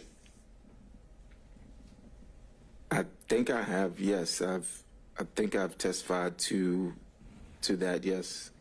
All right, sir. That's my questions. Thank you, Mr. McDougall. Mr. Rice. Thank you. Mr. Bradley, at least as of February 15th, when you first testified, you said that you still considered yourself a I think I said that, yes. I think I did, yes. And you've been friends with Mr. Wade for over 10 years, correct? That would have been fairly accurate, yes. And you recall communicating with Ms. Merchant about this case and about Mr. Wade and Ms. Willis's relationship, correct? I'm going to object as to past and answered and cumulative by all three of the previous. Sure. We don't delay that foundation. Why don't we combine it with the next question where you've got a new point to make? Okay. Mr. Bradley, when you communicated with Ms. Merchant, did you tell her any lies about Mr. Wade and Ms. Willis's relationship?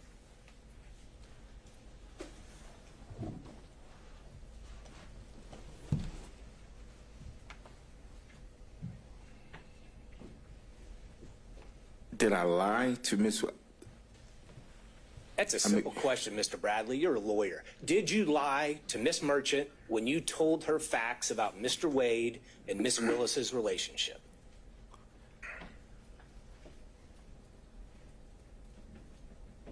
Not that I recall. I don't recall.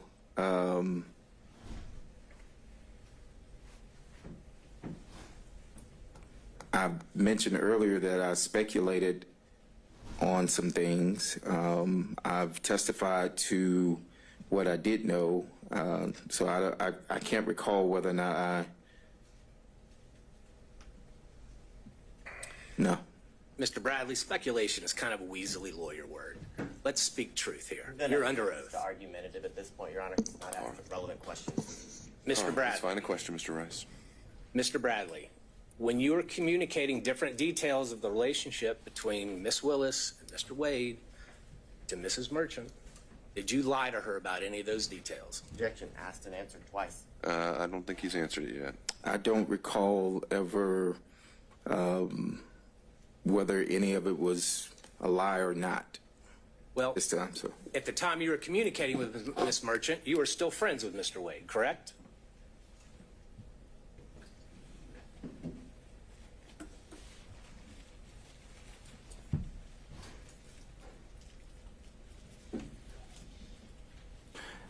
Yes.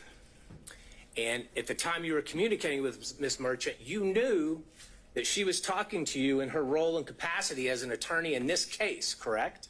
Correct.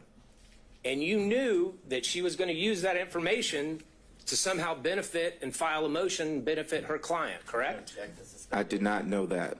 Okay, so I did not, well, I'm sorry. So as an attorney yourself, you are testifying here under oath that you had no idea what Miss Merchant was going to do with all the details that you were giving her about Wade and Willis's relationship.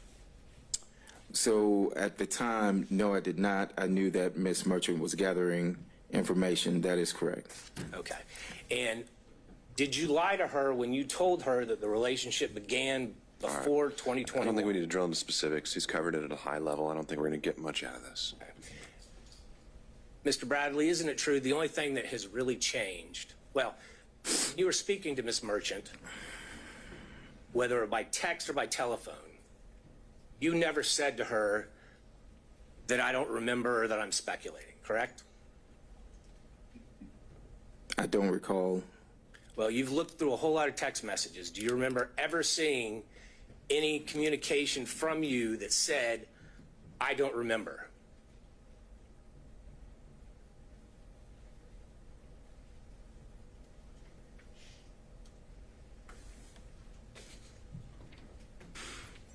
Yeah, through the messages that I don't have all the messages in front of me, but no, I don't recall if I ever said I don't remember. Do you recall seeing any text messages where you replied to her or gave her details where you said, I am speculating about this detail? No, I never used the word speculating, no. And the only thing that's changed between then and now is that phone call from Nathan Wade's friend, Gabe Banks, correct? No, well, Gabe was my friend, and I actually stated that the first day that I was here was that I've known Gabe for a few years, and that we were, not were, but we are fraternity brothers. And so I never said that that anything changed behind Gabe Banks. So you never told Miss Merchant that you were worried that they were threatening you? Objection, asked and answered when he was asked this on February 16th and today. Mr. Rice, we've covered this. And just to be clear, you didn't attend college with Mr. Banks, did you? I did not attend college with Mr. Banks. When you referred to him as your fraternity brother, y'all just both happened to have pledged the same fraternity, different colleges, different chapters. Well, that's what we consider fraternity brothers, yes, sir. And as a normal course of your relationships with your friends, do you pass on lies about your friends?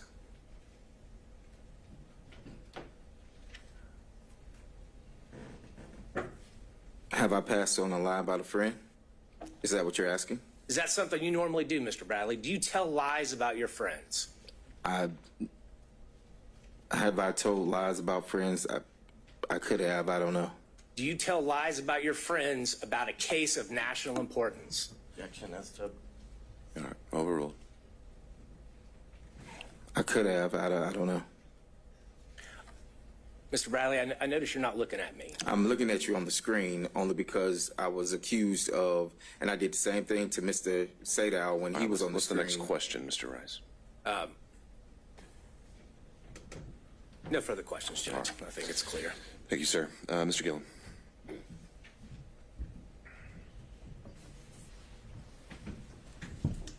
Good afternoon, Mr. Bradley. A few questions. A lot of folks have taken up the questions that I wanted to ask, but I've got a few left here. We'll see. We'll see. You said Mr. Bradley, you said you didn't know what Ms. Merchant was going to be doing with the motion that she sent you. You remember that testimony a few minutes ago? I think I said I didn't know that. I knew that she was gathering information, yes. Well, let's look at the title of the motion that she sent you. Do you remember reading? That was sent on the 6th. Excuse me. Do you remember reading the defendant Michael Roman's motion to dismiss grand jury indictment as fatally defective and motion to disqualify the district attorney, her office, and the special prosecutor from further prosecuting this matter? Do you remember seeing that in the draft that you read and reviewed? Yes. So when you tell this court that you didn't know what she was up or what she was going to do, she kind of gave you a hint, didn't she, in the title of the motion that she sent for you to read? Didn't she? Yes or no? I read the title of what the motion was. There wasn't anything in the title that threw you off. Pretty straightforward speaking title, isn't it? Correct. So you knew that what she wanted was information from you so that she could then file a motion to dismiss the grand jury indictment, to motion to disqualify the district attorney and her office and the special prosecutor from further prosecuting the matter, right? I'm going to object to speculation. You knew that, didn't you? Overruled. Yes or no? When she sent that motion, yes. Okay. And you knew that the special prosecutor that to whom she was referring in that motion was Mr. Wade, correct? You knew that. Yes. Because you read the motion, you said you reviewed it, correct? Yes. And we're not going to go over all of the, number one, because we don't have time, and number two, the court wouldn't let me. But there are a few things that I do want to ask you about in that response, in that aspect. Now, in that motion that you said you reviewed, on page 6 of that motion, well, on page 5, it starts off with, how do we know this? And there's a question mark. All right. Yeah, Mr. Gillen, I can appreciate what you're doing. I think that's something you can do at argument. He's said as a whole that he got the motion, and he's had his response as to his opinion of how he handled it. I don't see that, again, this really being necessary to go through it line by line of what. Well, a little indulgence, Your Honor. I'm not going to go. This isn't going to be a 40-minute death march through the motion. I would like to ask about a few bullet points that capture under this, and then I'll move on. But I would ask the court's indulgence in that respect. Again, I think we've covered it, and I think that you'll be able to argue that this was in that motion and that he had a chance to review it, and he never objected to anything in there or raised it. So that's a problem, and always ending up last asking. It very much is. And next time I'll reshuffle the order. Well, we did earlier with Mr. Wade, and then I hear you. That was kind enough, and then the court said we had to go. Don't need to draw straws next time. There we go. I'll go with that. All right. Anything Thank else? you, Your Honor. That's all I have. Okay. We had Mr. Kucherov potentially still on Zoom. Yes, Your Honor, and I have just a few questions. All right. Could we add a spotlight to Mr. Kucherov? I'll let you know when we're able to proceed.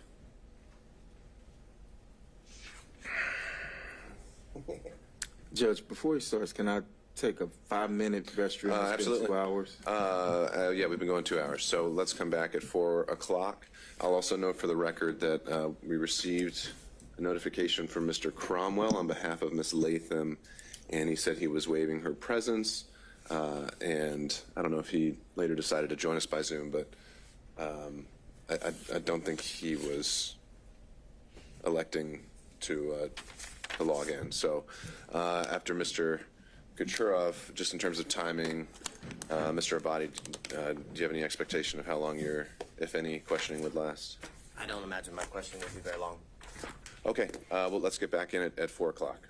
Mr. Bradley, you can just step out into the jury room.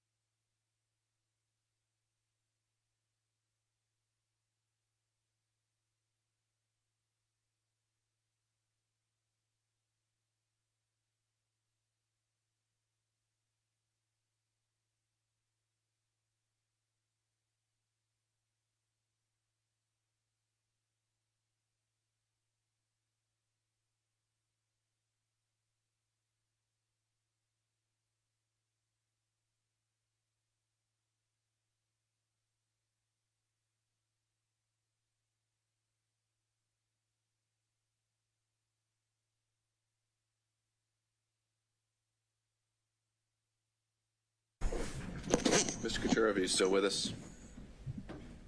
I am, Your Honor. All right, then let's go back on the record. We have Mr. Bradley here, and everyone else is here as well. You may proceed. Mr. Bradley, did you use any documents to prepare for your testimony today? No, I did not. Last time you spoke with Gabe Banks. The day that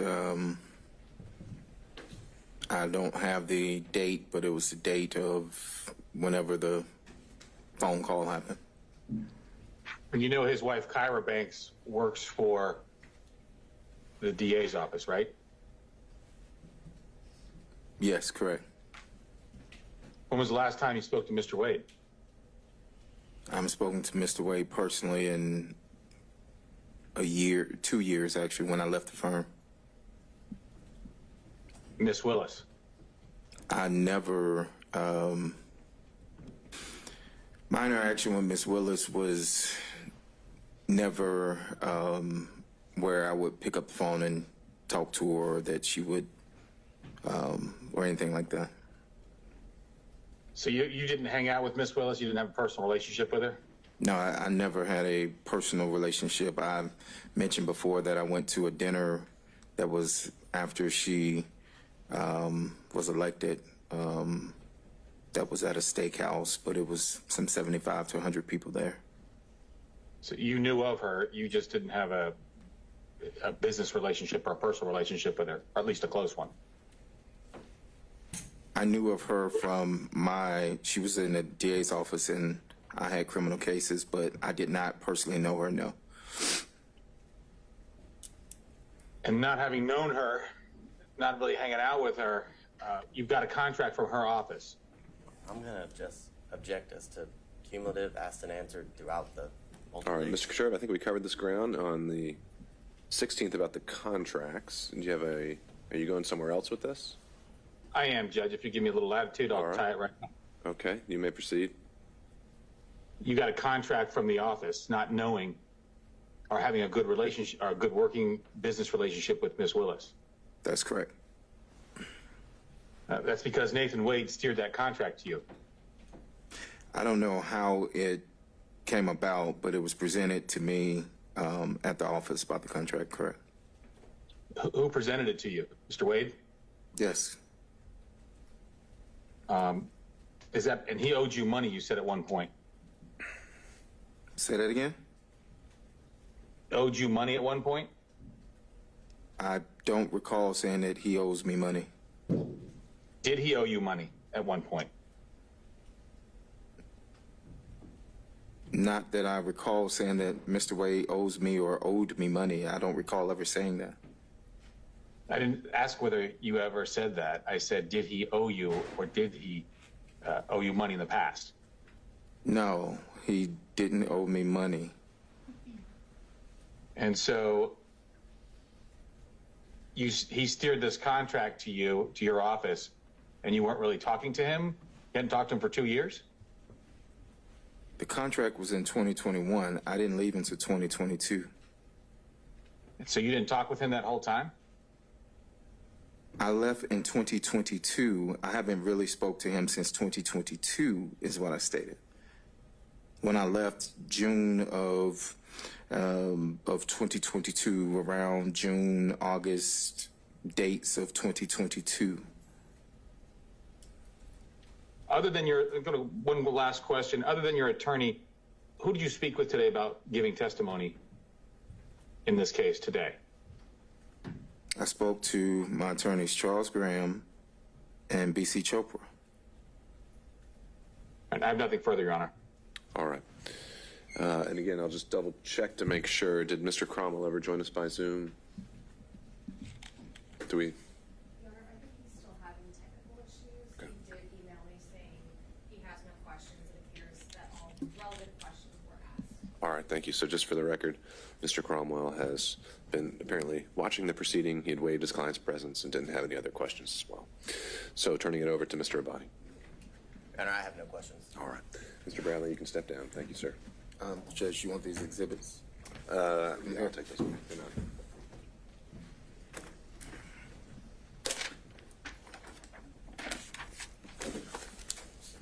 May I be excused? That's right. I have a follow-up based on some questions, and it's just about the text. And what, just by way of proffer, what about the text? Just to admit, so when other people asked about the text, some of them weren't in the record today, so I organized them. They're the ones that have been talked about today, so I just organized them. I just wanted for a point of reference to have them. Okay. And do we need Mr. Bradley for that? I don't believe so, but Have you marked them? yes. Have you showed them to the state? I gave a copy to the state, but so these Mr. are. Bradley, just hang out just for 1 second, just to make sure. Well, I give you all of them. So. Admitting all of them?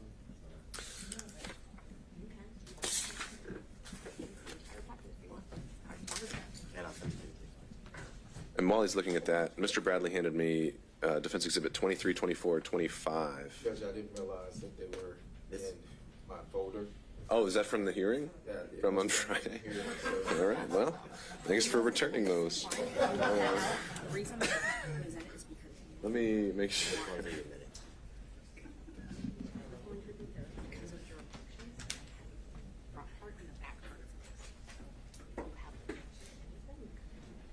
Okay, so I've got 23, 24, 25. Anything else in your binder? All right, good. Okay, and have we come to any conclusions on, what, I'm sorry, how did you mark it? I marked it as, I think we're up to 39, surprisingly the state of All right, Defense Exhibit 39 is tendered and admitted without objection. Well, no. Oh, I'm sorry. Oh, okay. Text messages that weren't referenced today with, are confronted with, Okay. as it relates to Mr. Bradley. So these are additional text messages, Ms. Merchant? Yeah, so what I did was they objected that they weren't complete because like the first part of the text wasn't there. It was just like, oh, there was something before that was said. So what I did was I spent this whole time trying to line them up so that I had the beginning of the text, the middle, based on their objection. They have all the text. They can admit all of them if they want them complete. And All right. How about, I'll just do this. Just, I understand the desire just to have the complete text chain just for purposes of completing the record. I think that there's no point in having him sit here and authenticate every single one of them. So I'm willing to admit it as a court's exhibit. And only the exhibits, though, that had been previously tendered or referenced in testimony would be ones that actually are relied on for making any findings. But just so it's on the record, we have the complete text chain, should that ever be an issue for some reason. Any thoughts about that, Mr. Avati? My only thoughts are this is not the complete text chain. I was able to briefly look at Ms. Merchant's phone when she allowed us to have it for 20 seconds, minutes, and there are text messages I know that I saw that are not in what is purported to be State's Exhibit 39. Okay, all right. Ms. Merchant, what about that? I let them take screenshots of the ones that they thought weren't there, and he sent them to himself on my phone. I have also offered to hook my phone up to whatever it is. My phone's an iPhone. His is an Android. I can't download like you could in a normal text. I told them if they had a system to get all of my texts, they could have every single one of them. We can definitely do that. Your Honor, Yeah, Mr. Rice. text that she's submitting now and tendering into evidence, they are specific parts of the conversation. The entire text chain isn't a continuous conversation subject to Rule 601. Those particular parts, given the witness's testimony, should be admitted as substantive evidence of prior and consistent statements with this testimony today. It would be up to the government and the state if they then want to introduce the rest of it. Have at it. Yeah. Sure. I think that's a fair point that if he had been confronted with a particular text, that could have been the opportunity to admit it as a prior and consistent statement for impeachment. And some of them were. But apparently some of them were not.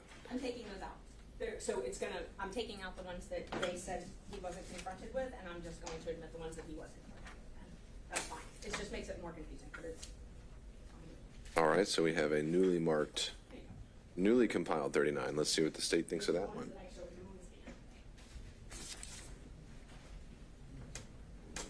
All right, regardless, if that's now what is being discussed, again, I don't see a need for Mr. Bradley to be here any longer, so I'm going to excuse him at this point. Thank you, Mr. Bradley.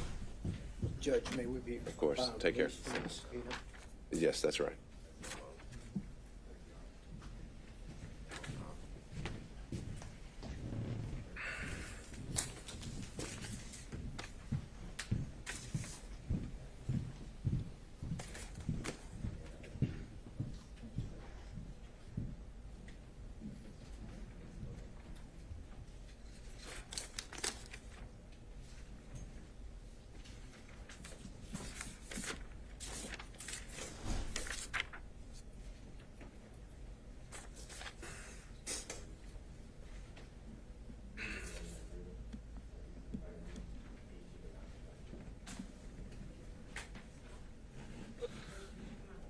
The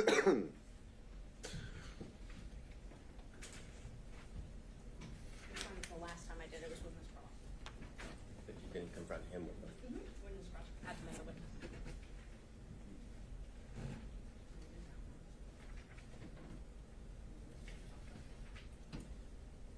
Okay, So where are we with Defense Exhibit 39? it might be helpful if you looked at them so you know what we're talking about, but I confronted him with all of these. Right, I know. So, Exhibit 26, I put in so that it made sense, so you could read it. You know when you're reading a text and it's a conversation? Sure. They're upset that they're not in order now, I guess. I don't really understand, but if you want to look at them, you can. Well, let's start from the beginning. What is the purpose of Defense Exhibit 39? These are the ones that I showed him, and that I showed him today. So there were a lot of follow-up questions on it, and so I realized, okay, well, they should just be in the record, because other people are referring to my texts, and they might as well just be in the record. And he authenticated all of them. All right. So, And Mr. Rice? And not just in the record, Judge, they should be admitted as substantive evidence because they come in as prior and consistent statements from this witness. Okay. All right. So to that end, Mr. Abadi, is there a particular text message in there you think was not authenticated? I understand you're saying, well, maybe one of them's already been admitted, so, but otherwise, just having a omnibus, here are all the relevant text messages exhibit. Is there an authentication objection? Is there any other kind of objection like that? Yes, because he didn't authenticate that all of the text messages were from him and between Ms. Merchant or the context of them. So I think that's the problem. When you don't, for example, if the state was to provide, I guess, just a specific text chain from a cell phone extraction, there would be an objection because the state would be making the determination as to what is relevant. Really, all the information should be turned over, and it's for the parties to object and Your Honor to determine which parts of the conversation are relevant or not. I don't have all of the conversation. The conversation starts in September, and then, so there's a few text messages from September, and then we jump to January. Ms. Merchant has determined that that jump in between is not relevant. That's not appropriate. It's for Your Honor to determine what's relevant and not, and I can't make an objection as to what I don't know. I can tell you what I've read. It seems as if there are definitely parts that are missing that would make certain parts of the text message she's attempting to admit that she didn't confront the witness with would be my objection. But only the relevance can only be determined if we have the full chain. So she's determined which ones are relevant. That's your job. Sure. So didn't she just try to do the full chain as an exhibit just a moment ago? No, we don't have the full chain. The full chain is text messages that begin in September and continue down. That's not contained in that entire package. They're on her phone. Okay. She'd like us to do it in extraction. That's just that chain. All right, We have to do Ms. that with Merchant, technology. and then I'll, Mr. Gillen. yeah, not a problem. And I offered that when we were here before, and I was told they didn't have that technology. But let me just go through them one by one. It might be easier. I was trying to just do it quickly all You together. can just hand them to me. So the first, Just hand them to me. I can read them. And and I marked them all separately. while I'm reading them, Mr. Gillen, what did you have to add? Brief point, Your Honor. Apparently, this merchant has allowed the state to take screenshots of what they now contend would be the larger perspective on, and I disagree with them about the rule of completeness, but it's their job when something is admitted that if they have an objection because the context is not appropriate, they then move. The state should move the rule of completeness to the admissibility of the other emails chain that they had. So the real issue here is their failure to comply with the rule of completeness once they had the material from the last hearing that they took screenshots of. Well, isn't that what he's doing now? Because now they're being tendered? I don't think that he is. I mean, it seemed to me that what was happening here is Ms. Merchant has tried several different ways to get it in. She wanted everything in, and they objected to that. Then she wanted the segments in that had been, the witness had been asked about, and that's what she's trying to do. My point is that if they're, at the time of frankly, of moving under the rule of completeness is at the time of the tendering. If they want to tender something to show that it should be included to be complete, that's on them, Sure. not on Ms. Merchant. All right, Mr. Abadi, last point here. So I had a very limited time with Ms. Merchant's cell phone. I only had time to literally find one one part of the text message to then send to myself before Ms. Merchant demanded her phone back. So I did not have the opportunity to screenshot every act or every missing part of the conversation to then do as Mr. Gillum is saying that should be done, but it can't be done if I don't have the information. So you don't have the complete packet, and there are many of the text message screenshots that you have printed out that were not used to confront Mr. Bradley or refresh his recollection. So they're inadmissible evidence. If anyone missed the opportunity, it was the defense counsel to confront him. All right. I don't think we need to go back and forth any further. Ms. Merchant, you've offered, you said, to print out a complete chain of every text exchange with Mr. Bradley since you began corresponding with him.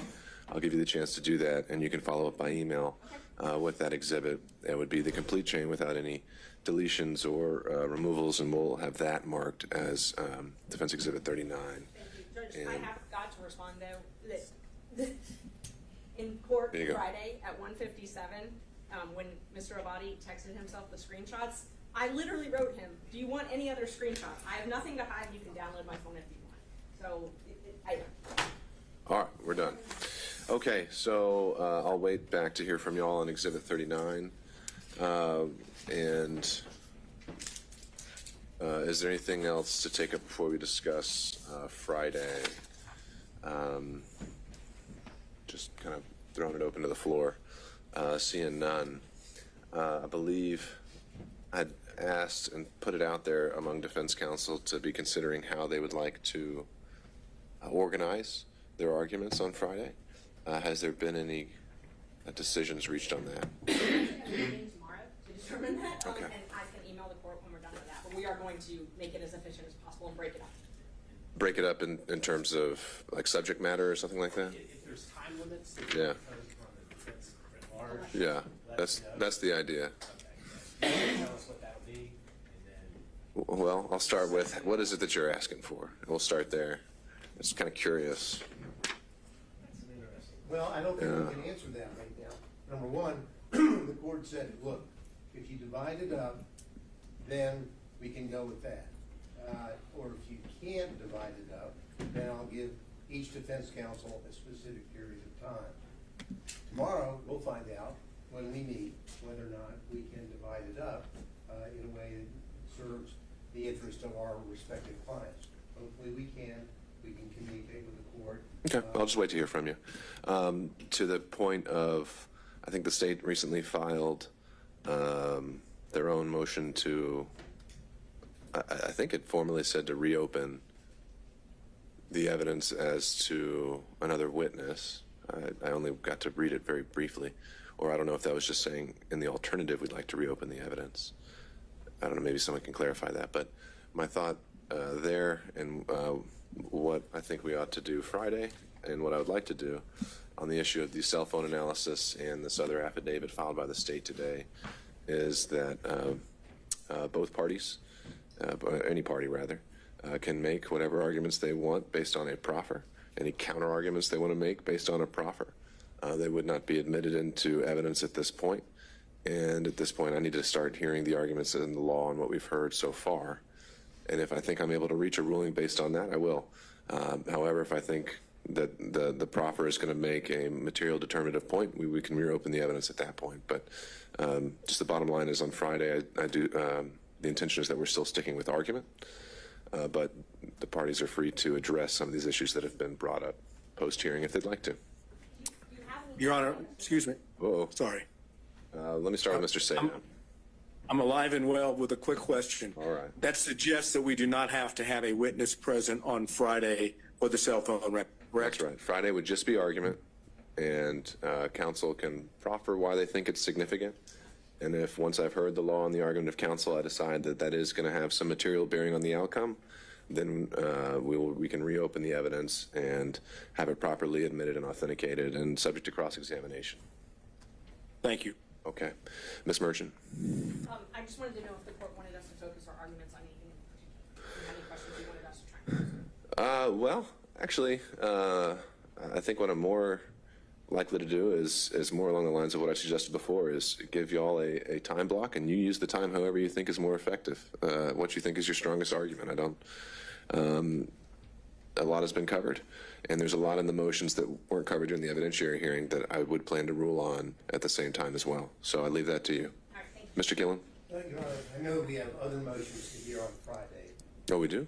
Now, I thought we did. I just said disqualification as a whole. So if you have arguments about forensic misconduct, about anything like that, that would be the time for that argument as well. I consider that part of the disqualification. Sure. I thought we had scheduled hearings on the murder arguments. No, I mean, I talked about that, and then things evolved. So we didn't actually send out a notice adding any other motions, but we do need to. We have some trials starting next week. The next 2 weeks, we've got some of our homicide trials already scheduled, so I'm going to be following up with you all to schedule the rest of the pretrial motions that we have. So the only arguments that we have on Friday would be 1 o'clock on the issue of disqualification. That's right, all things disqualification. Anything from the state or any other defense counsel? I think for the same. All right, thank you all. All right, we're off the record. Thank you very much.